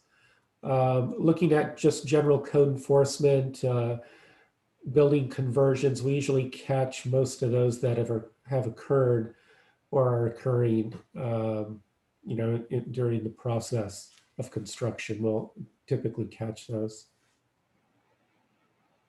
How do you know if a property has been included? When were the amnesty programs? Those were done, I believe, Karen, they were done in early 2000, and there was a couple of rounds of that. I'd have to look at the current housing element to get those exact. Yeah, no, the last one, we were still getting some amnesty units in this cycle, which was 2014. Yes. There was a huge outreach on that to try to get folks to participate. And I think in the most recent one, Claire, you had given me, I think it was 10 amnesty units that actually made it through the process.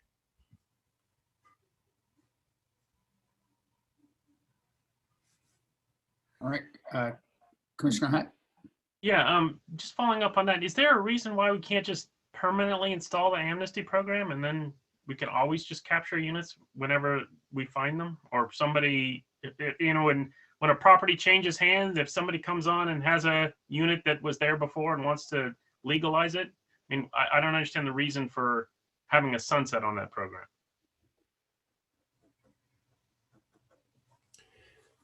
I think we could always include that as part of our element. If somebody wants to legalize a structure and utilize it for housing purposes, we could probably take that into consideration. Okay, I think that makes sense. Next question I had was on Measure V. What happens if the voters don't approve the measure in November 22? Do we start over? Yeah. So we will have a number of sites and ADUs that we're counting that don't require Measure V. So then we will have the balance that are, assuming that this is the way things go, the balance that are reliant on those sites. To the extent, and you could structure it where the vote is on each site separately, or you could structure it as they're, you know, together. To the extent that, you know, some or all of those don't pass, then we would have to look to see what your RENA shortfall is and go back and identify other sites and go through the whole, you know, process again. Ouch. Yeah, Ouch. right. Yeah, ouch. Right, exactly. Okay, the next question I had was, what's the difference between an affordability overlay zone and the affordability density bonus code we already have? Because we have already the ability to do a 50% density upgrade if you have affordable units. Right, it's very similar. The important difference for the housing element, we can't assume any of your sites would have a density bonus when we're looking at site capacity. The state has made that clear. If you have an affordable overlay, we can assume that site capacity based on the overlay potential. So you're right, it's really not that much different than density bonus. It would need to be greater than the density. So if you had a 20 unit an acre site and it was going for the 35% maximum density bonus, that would be, I think, 27 units an acre. So that's where we would need to make the affordable overlay higher than what they could just get under state density bonus laws with that, you know, 30 unit an acre range. Well, on our recent update on the affordability density code, we already made those numbers higher than the state minimums. So that in some places we can get up to a 50% bonus. But I think those are based on the highest allowable under the underlying code. So would that mean that somebody could do both? Qualify for density bonuses if they were in a zone, you know, that allowed, say, 50%, and then our code allows for 50%, that they could get 100% density bonus? You're asking all the right questions.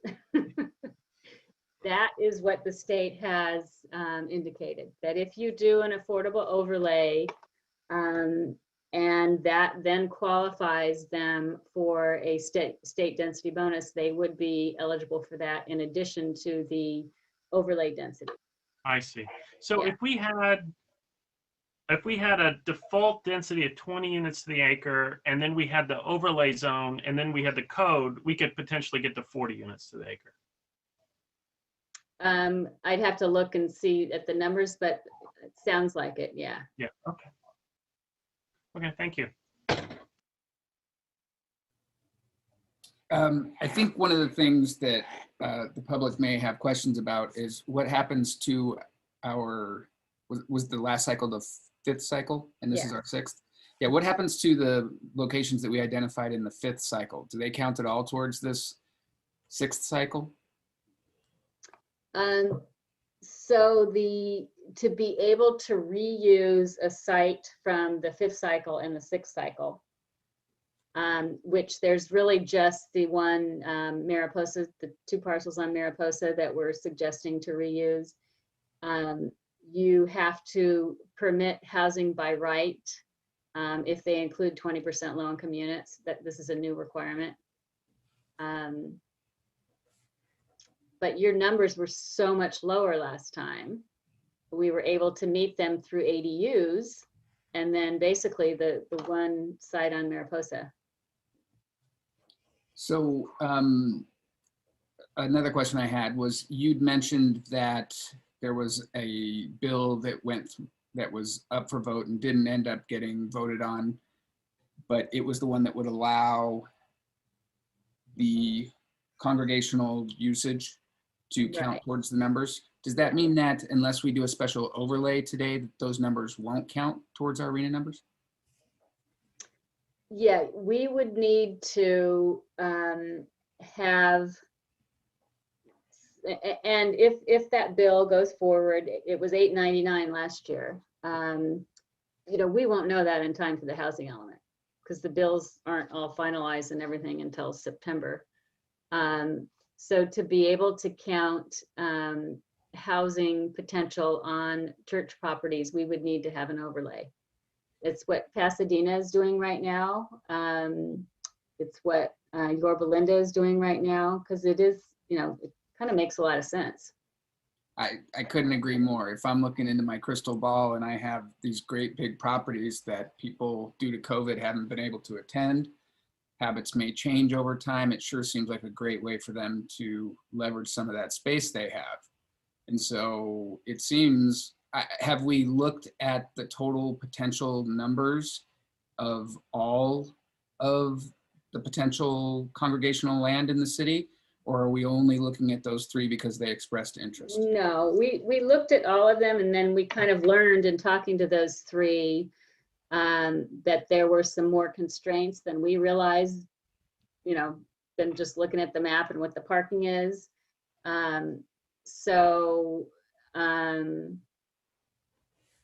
Was it St. Rita's? You're going to have to remind me, Vincent. Was it St. Rita's with the school? And, you know, while it looks like they have a lot of parking, I mean, that's really used for the school and it's not really possible. Church of the Ascension. Oh, Ascension, okay. Right, they expressed interest of acquiring adjacent R3 properties that are not owned by the church and would be interested in developing at that point, and maybe that they would purchase that land, integrate it into the institutional use, and then we would be able to do an overlay zone. So did we look at all of the different congregational lands in town and calculate, obviously exclusive of the Episcopal Church, how many units we could get if we were to get them interested in it? Or did we only calculate from those 3 that? No, we did. And it was around 200 units. But again, until we actually talk with the congregations, there are more constraints than we realize, and that's what we would need to do to kind of hone it in. And the monastery did participate in that discussion as well. Excellent. Yeah, I mean, so 200. The monastery would count under that? Sorry to cut you off, Tom. The monastery would be included in that, so there's an opportunity there, just to clarify. They were were non-committal and wanted to speak to their administration and see if they were really willing to do that or not. They did have some concern that it may not fit with their program as a retreat center. So there was some concern, and they feel that with the potential development below single-family homes, that it would become an undue burden. So I'm assuming that site is probably not going to gain a lot of support amongst their community.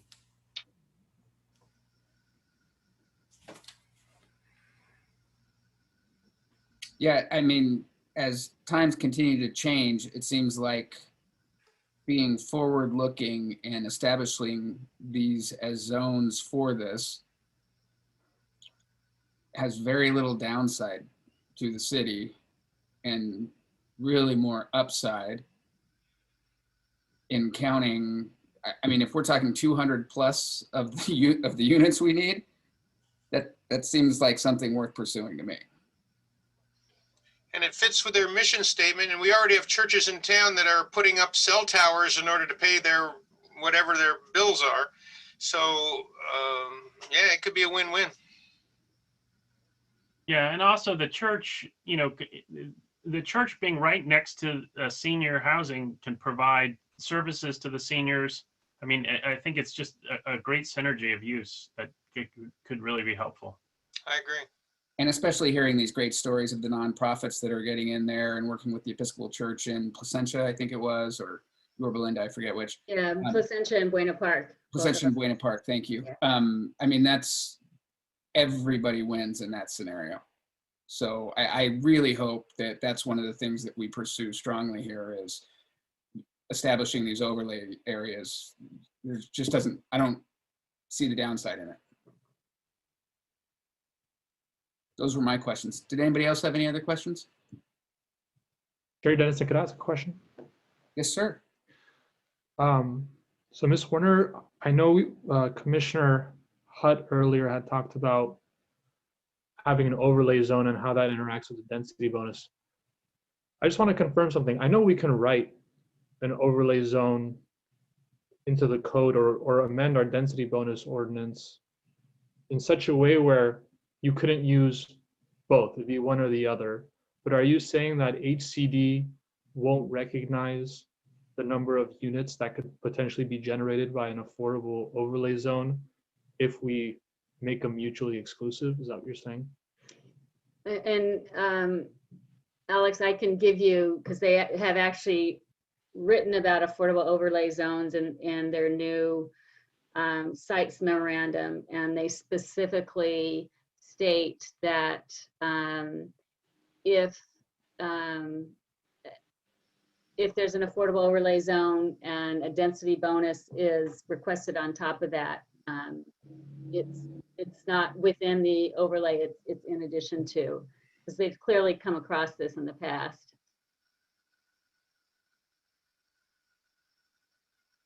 I have another question. One of the things that you said is that we have to show communications with these sites. It's a 9-year plan? 8-year plan. I can't even tell you what I wanted to do 8 years ago. How are we supposed to make a good faith effort to look into our crystal balls and know what these facilities are going to do over the next 8 years?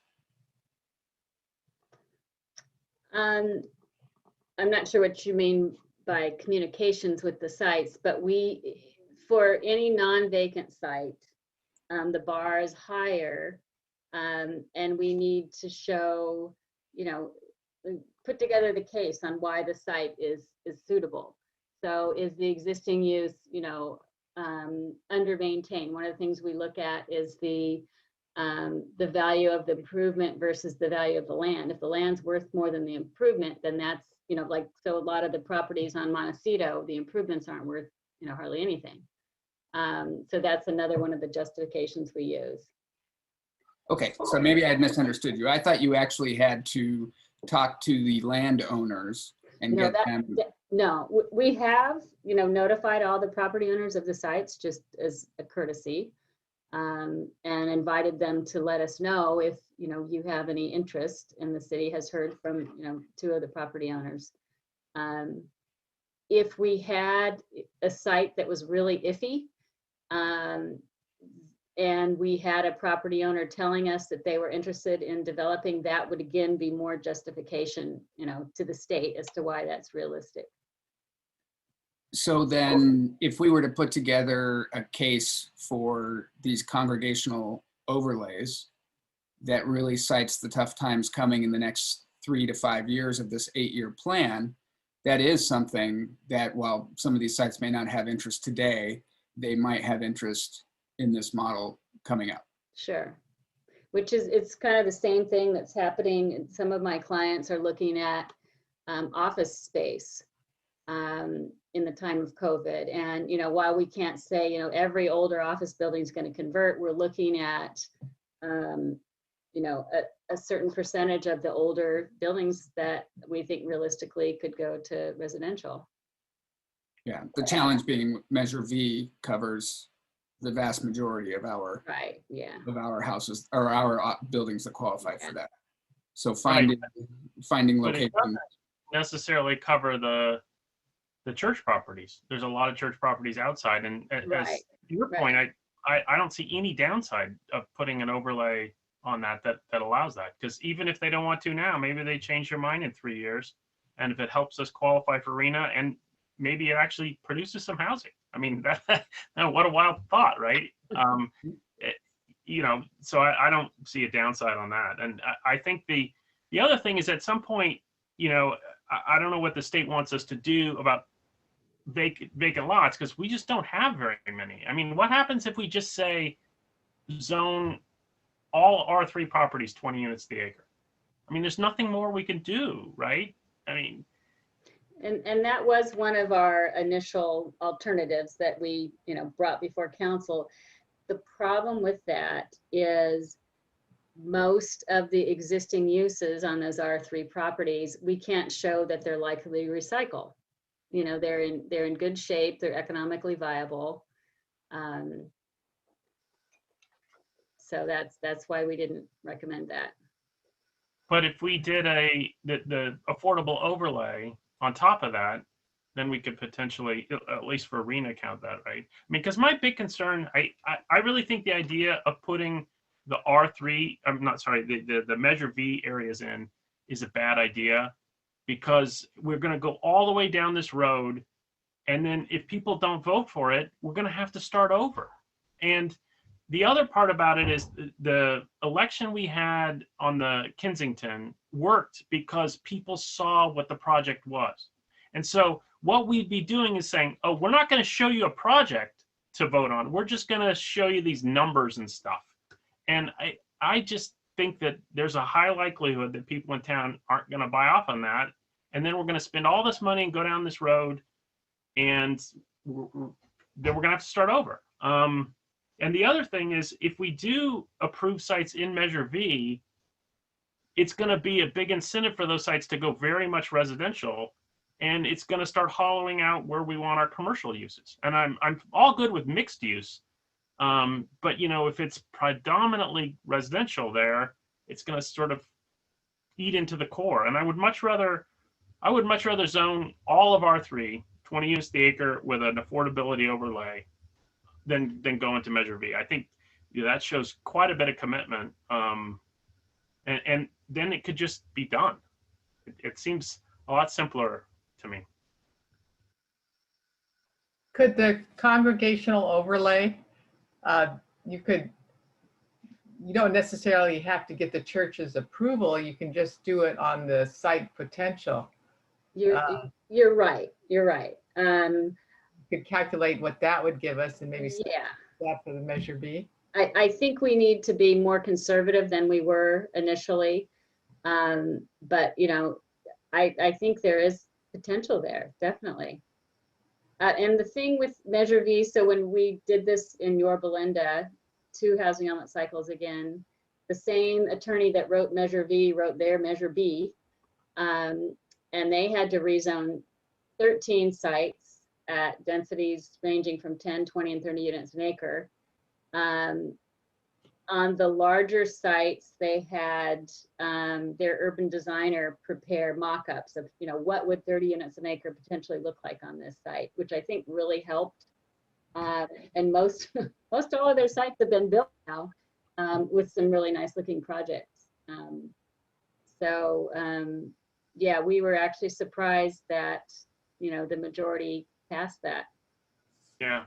Well, I think the other issue that we need to be really mindful of, and especially on community outreach, is that density is one measure of development intensity, but it's not the end all be all. And a lot of times the size of the building, the bulk and the massing, is far more important than the number of units. And I think a perfect example of this is on the staff packet on page 64, potentially suitable multifamily site 1, which is Mariposa.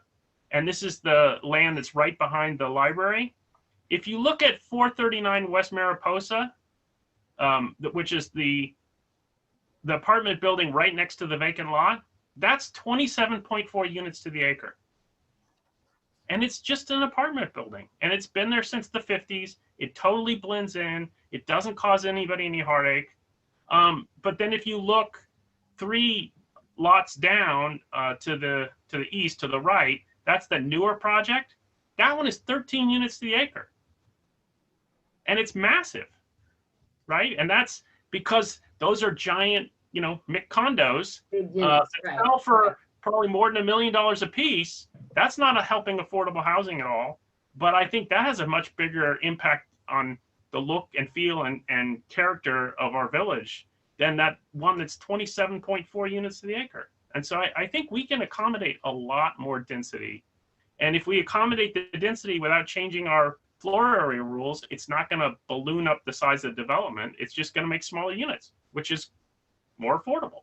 So I think I'm really much more in favor of pushing this out of the Measure B area and into R3. And I think we can accommodate it without, like I said, without damaging our character. In fact, in a lot of ways, I think it helps the character of the village, because you're going to have places where, when your kids grow up, they can live. You're going to have places where people who don't make a ton of money every year. And, it's easy for those of us who bought our house in Sierra Madre more than 20 years ago to say, oh, there's no housing problem. But, but if I tried to go out and buy my house today, it would be a tough thing, And I think we need to be cognizant of the people, new home buyers and new people who want to move into town. And to be able to have different housing options for each different income level is an important part of our culture, so that we don't end up like some, exclusive enclave of just rich people. We're supposed to be like a whole town. And so, to me, that's a lot more important than just some arbitrary limit. And there's been all sorts of talk about why 13 came along, 13 units to the acre, but that's not fundamental to who we are. And that, if you look at what's actually built in town, like the examples that were shown here and the example of the one behind the library, a lot of those are more than double that density, and they fit in just fine. I agree. I'd like to stay out of the commercial and industrial areas. The 1, 3, and 5, the Mariposa parking lot, the postal, and the industrial. I think we should not try to cram that with residential, if possible. Maybe a little mixed use, but I agree. We should save that. Well, towards that end, it looks like only 3 and 5 are actually in the Measure V area. And it seems like if you have to cut into Measure V, moving that border up to Mariposa instead of below the post office, and then offsetting what you would get in 5 with congregational, it's kind of a nuanced way to achieve both.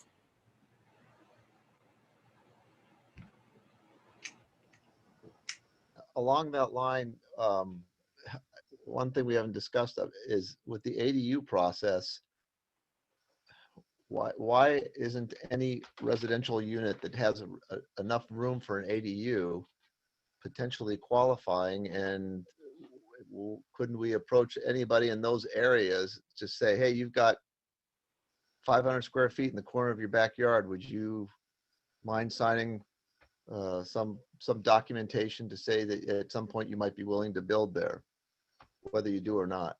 That it seems like the ADU SB 330 and whatnot has almost made the RENA process kind of almost an academic pursuit, and that seems like it's especially pushing things out of the Measure V zone. We haven't tapped nearly any of the residents. I mean, they're probably going to do it anyway. You know, you see places advertising, you know, ADUs right here. It's almost like instead of Tough Shed, they're advertising almost prefab homes they can just plunk on the ground. I've seen them in other cities. So I don't know if that blends in your analysis, because you got all this technical analysis you're doing, but I mean, and we have to jump through all these hoops, but why isn't that just the obvious thing to go to? It's very specific in terms of how we can, your capacity for ADUs is well beyond what's going to be built. Clearly you have tons of capacity. What you can count in an 8-year housing element is based on a rate. And we're being very generous saying 12 a year, 96 ADUs, because last year you had 8 permitted, the year before that you had 7 permitted. So we're bumping it up as it is. But this legislation just occurred. This is all brand new as of January 2020. Yeah, I think Bill makes a really good point, and I think we've had a lot of. What's the legislation? Well, SB 330 was the Housing primary Crisis one. I mean, Act. all the other things are tag-ons to that. So, I mean, I know And we've also updated our local code to make it a lot easier to build ADUs, and I think we could go farther. I think one of the things we've had a question of whether we count the square footage for the ADU, you know, in our approval process, and I think what we should just do is change our floor area limits to exclude the ADU and reduce the floor area, and then don't count the ADU. So if someone wants to maximize their build out, they have to build an ADU. That's going to encourage a lot of ADUs, and it's going to close a loophole that people could build to the maximum amount of their floor area and then add an ADU. So I think that, you know, we could do a lot of things to do that, and I think the ADUs are also very deeply ingrained in the history and culture of our town. It's a very common building type, and we can accommodate a lot of those units, and I think that would really help, you know, do our share on helping address the state's housing crisis. I think the point that Commissioner Pevner was making, that 330 basically took our control to do any kind of approval process on ADUs away. And so saying that 8 or even 12 units per year is the rate under this new legislation that has just gone in is easy to substantiate. And in fact, if it's not working, then we could ask the state why it is that they changed the laws to do that. I mean, the reason that they put those laws in there was exactly so that ADUs could be easier to make. So maybe 12 is a low number compared to what we're going to see over the next 8 years on legislation that just is weeks old. Well, 330 has been in place for a year. And HCD is constantly talking about how to count ADUs. And I feel that we're pushing the limit now because it's not based, again, on capacity, it's based on a rate. And the other thing, because I've tried in other communities to try to have, you know, the vast majority of the lower income RENA come from ADUs. And the response from HCD is ADUs are not providing housing for families.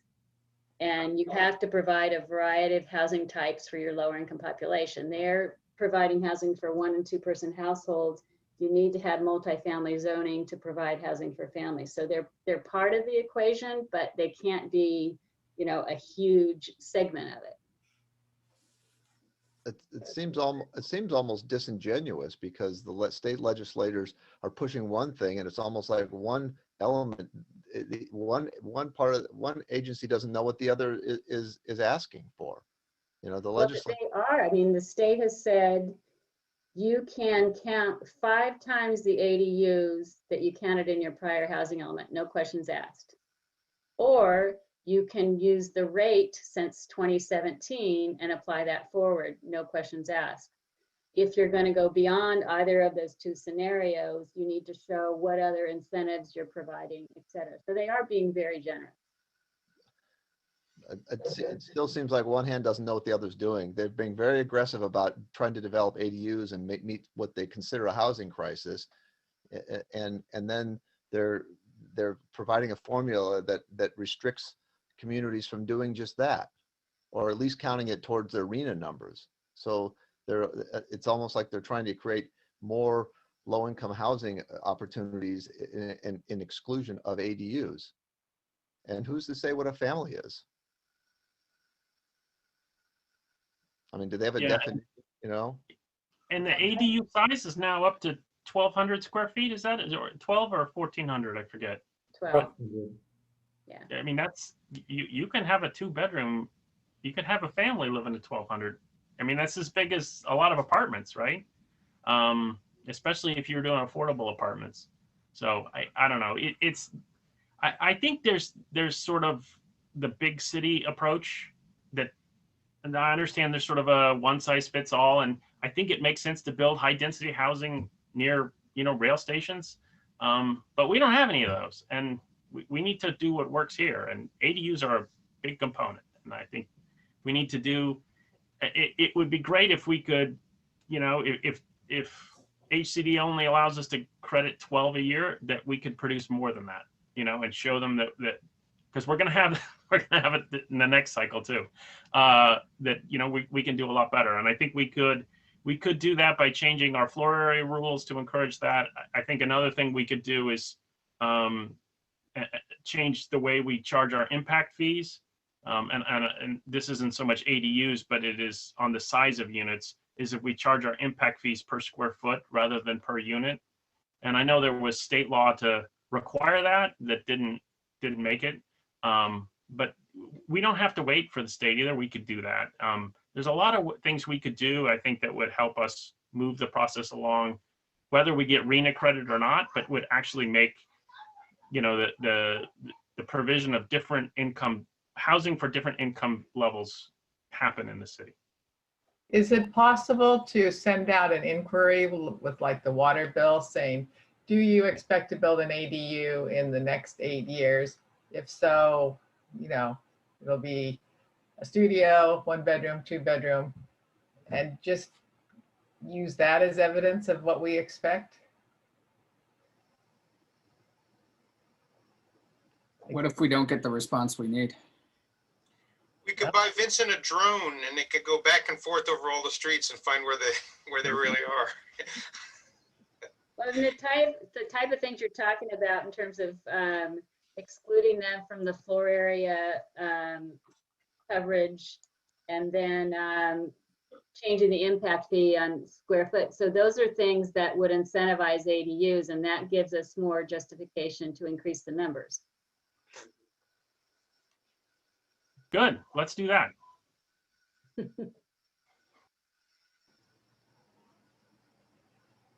So,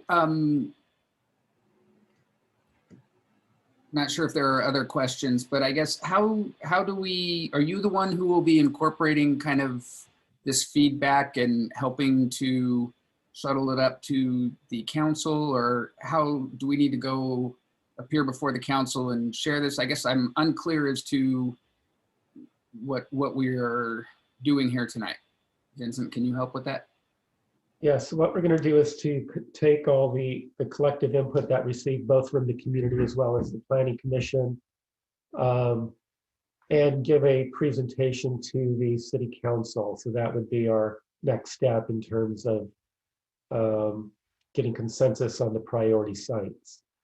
Now, it sounds like staff and our consultant have a little bit more work and discussion to do before we go to council. And as we said before, we did look at increasing the density throughout the entire R3 zones. And as you drive around, again, we have to justify whether or not that housing stock will recycle. And a lot of it is in very good condition.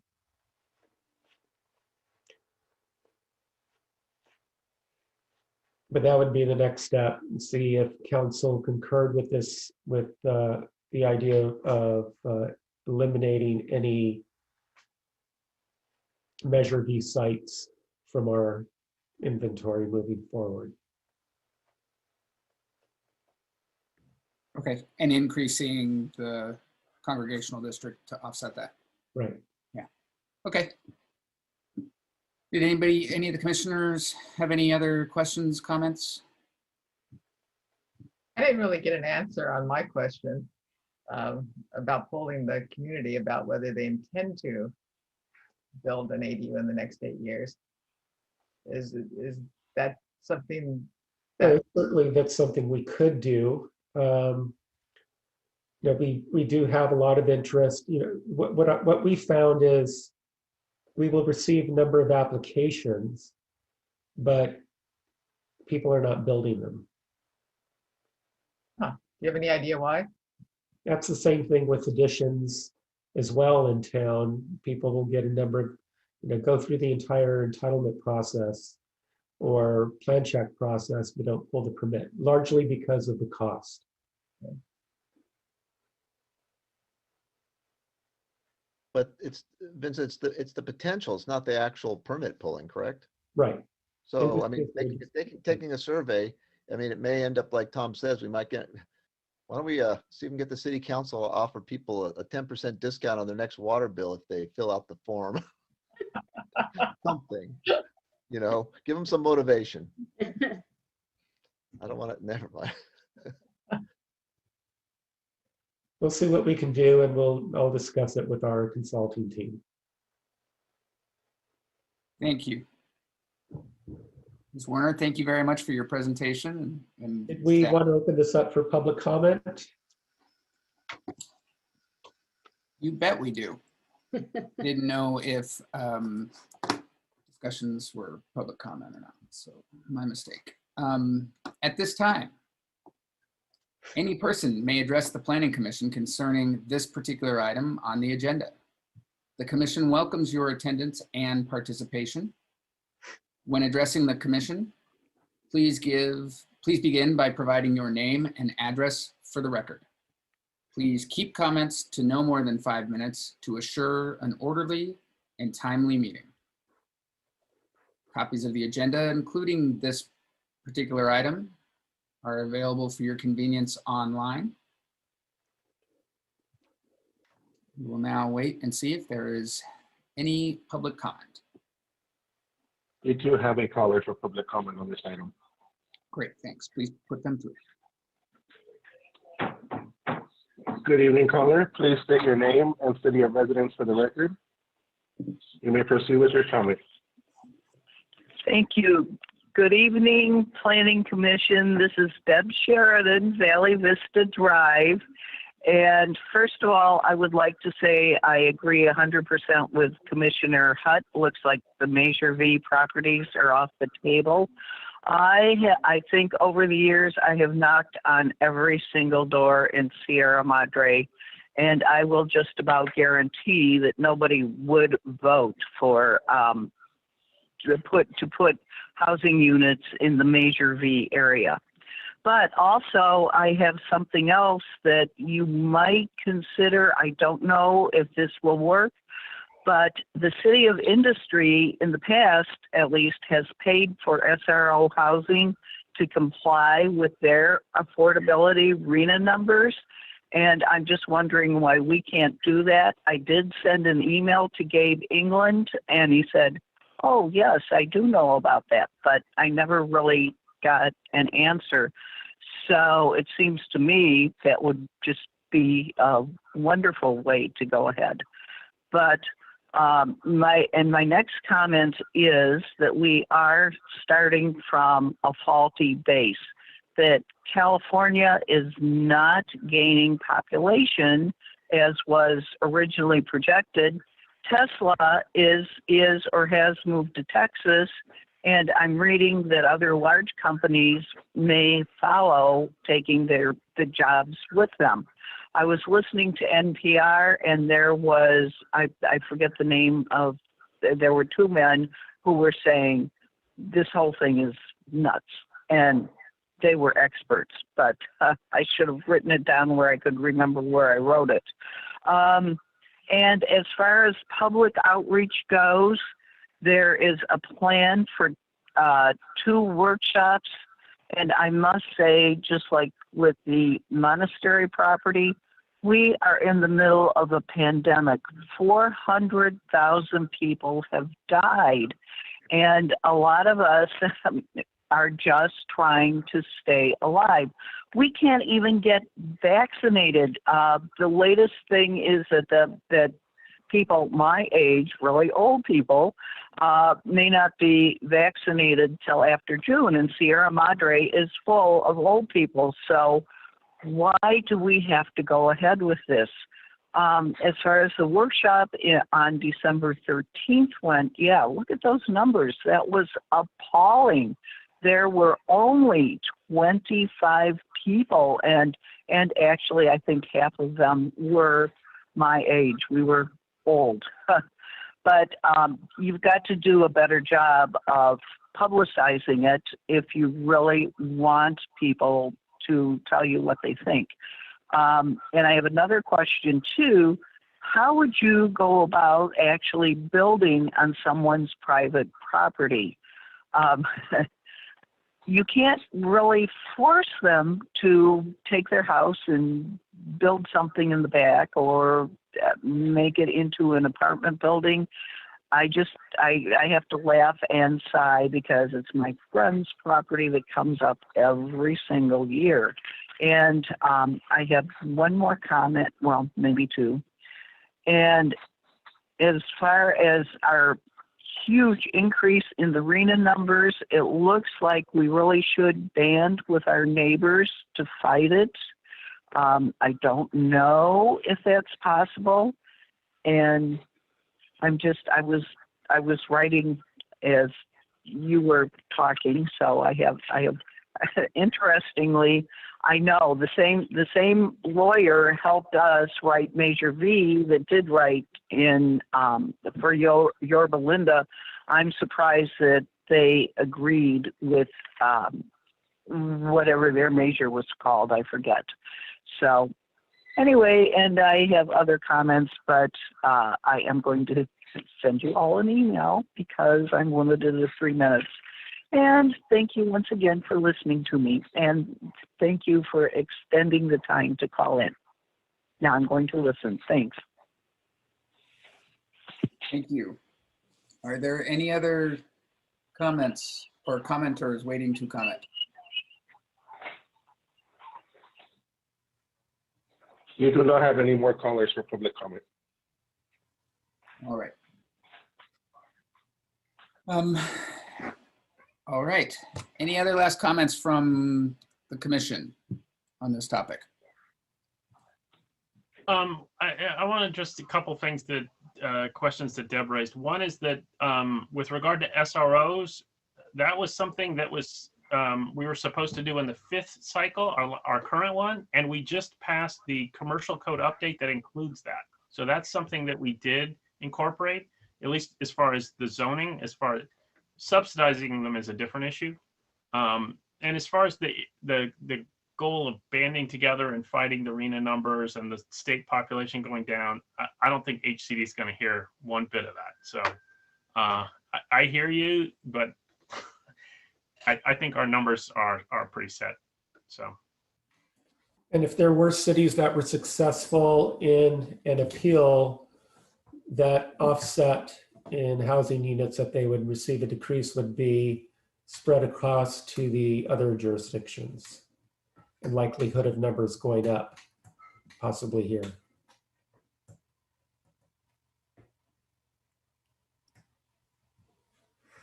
Thank you.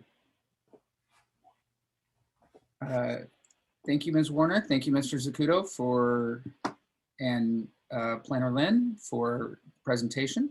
I think that concludes that part of the meeting. And next up, we have Planning Commission reports. Commissioners? So this week has been a very in the history of Sierra Madre, this has been a very momentous week. At the beginning of this week, we had the anniversary of the Northridge earthquake, and that's changed a lot of our housing element. Fortunately, the city was not badly damaged in Northridge, but in other instances it has been, and we need to keep earthquakes on our mind because they're coming back. But more importantly, today is a phenomenal anniversary for the history of Sierra Madre, a significant anniversary. And I'm sure you all know that 100 years ago today, the bakery burned down. And the reason why that's significant is that we had to call the city of Monrovia to come with their fire engine to put out the fire. And so 100 years ago today was the germination of the need for a fire department in town. So, you know, this year is the 100-year anniversary of our fire department, and I think we should pay attention to that and support them. Hear, hear. Any other commissioners have anything to report?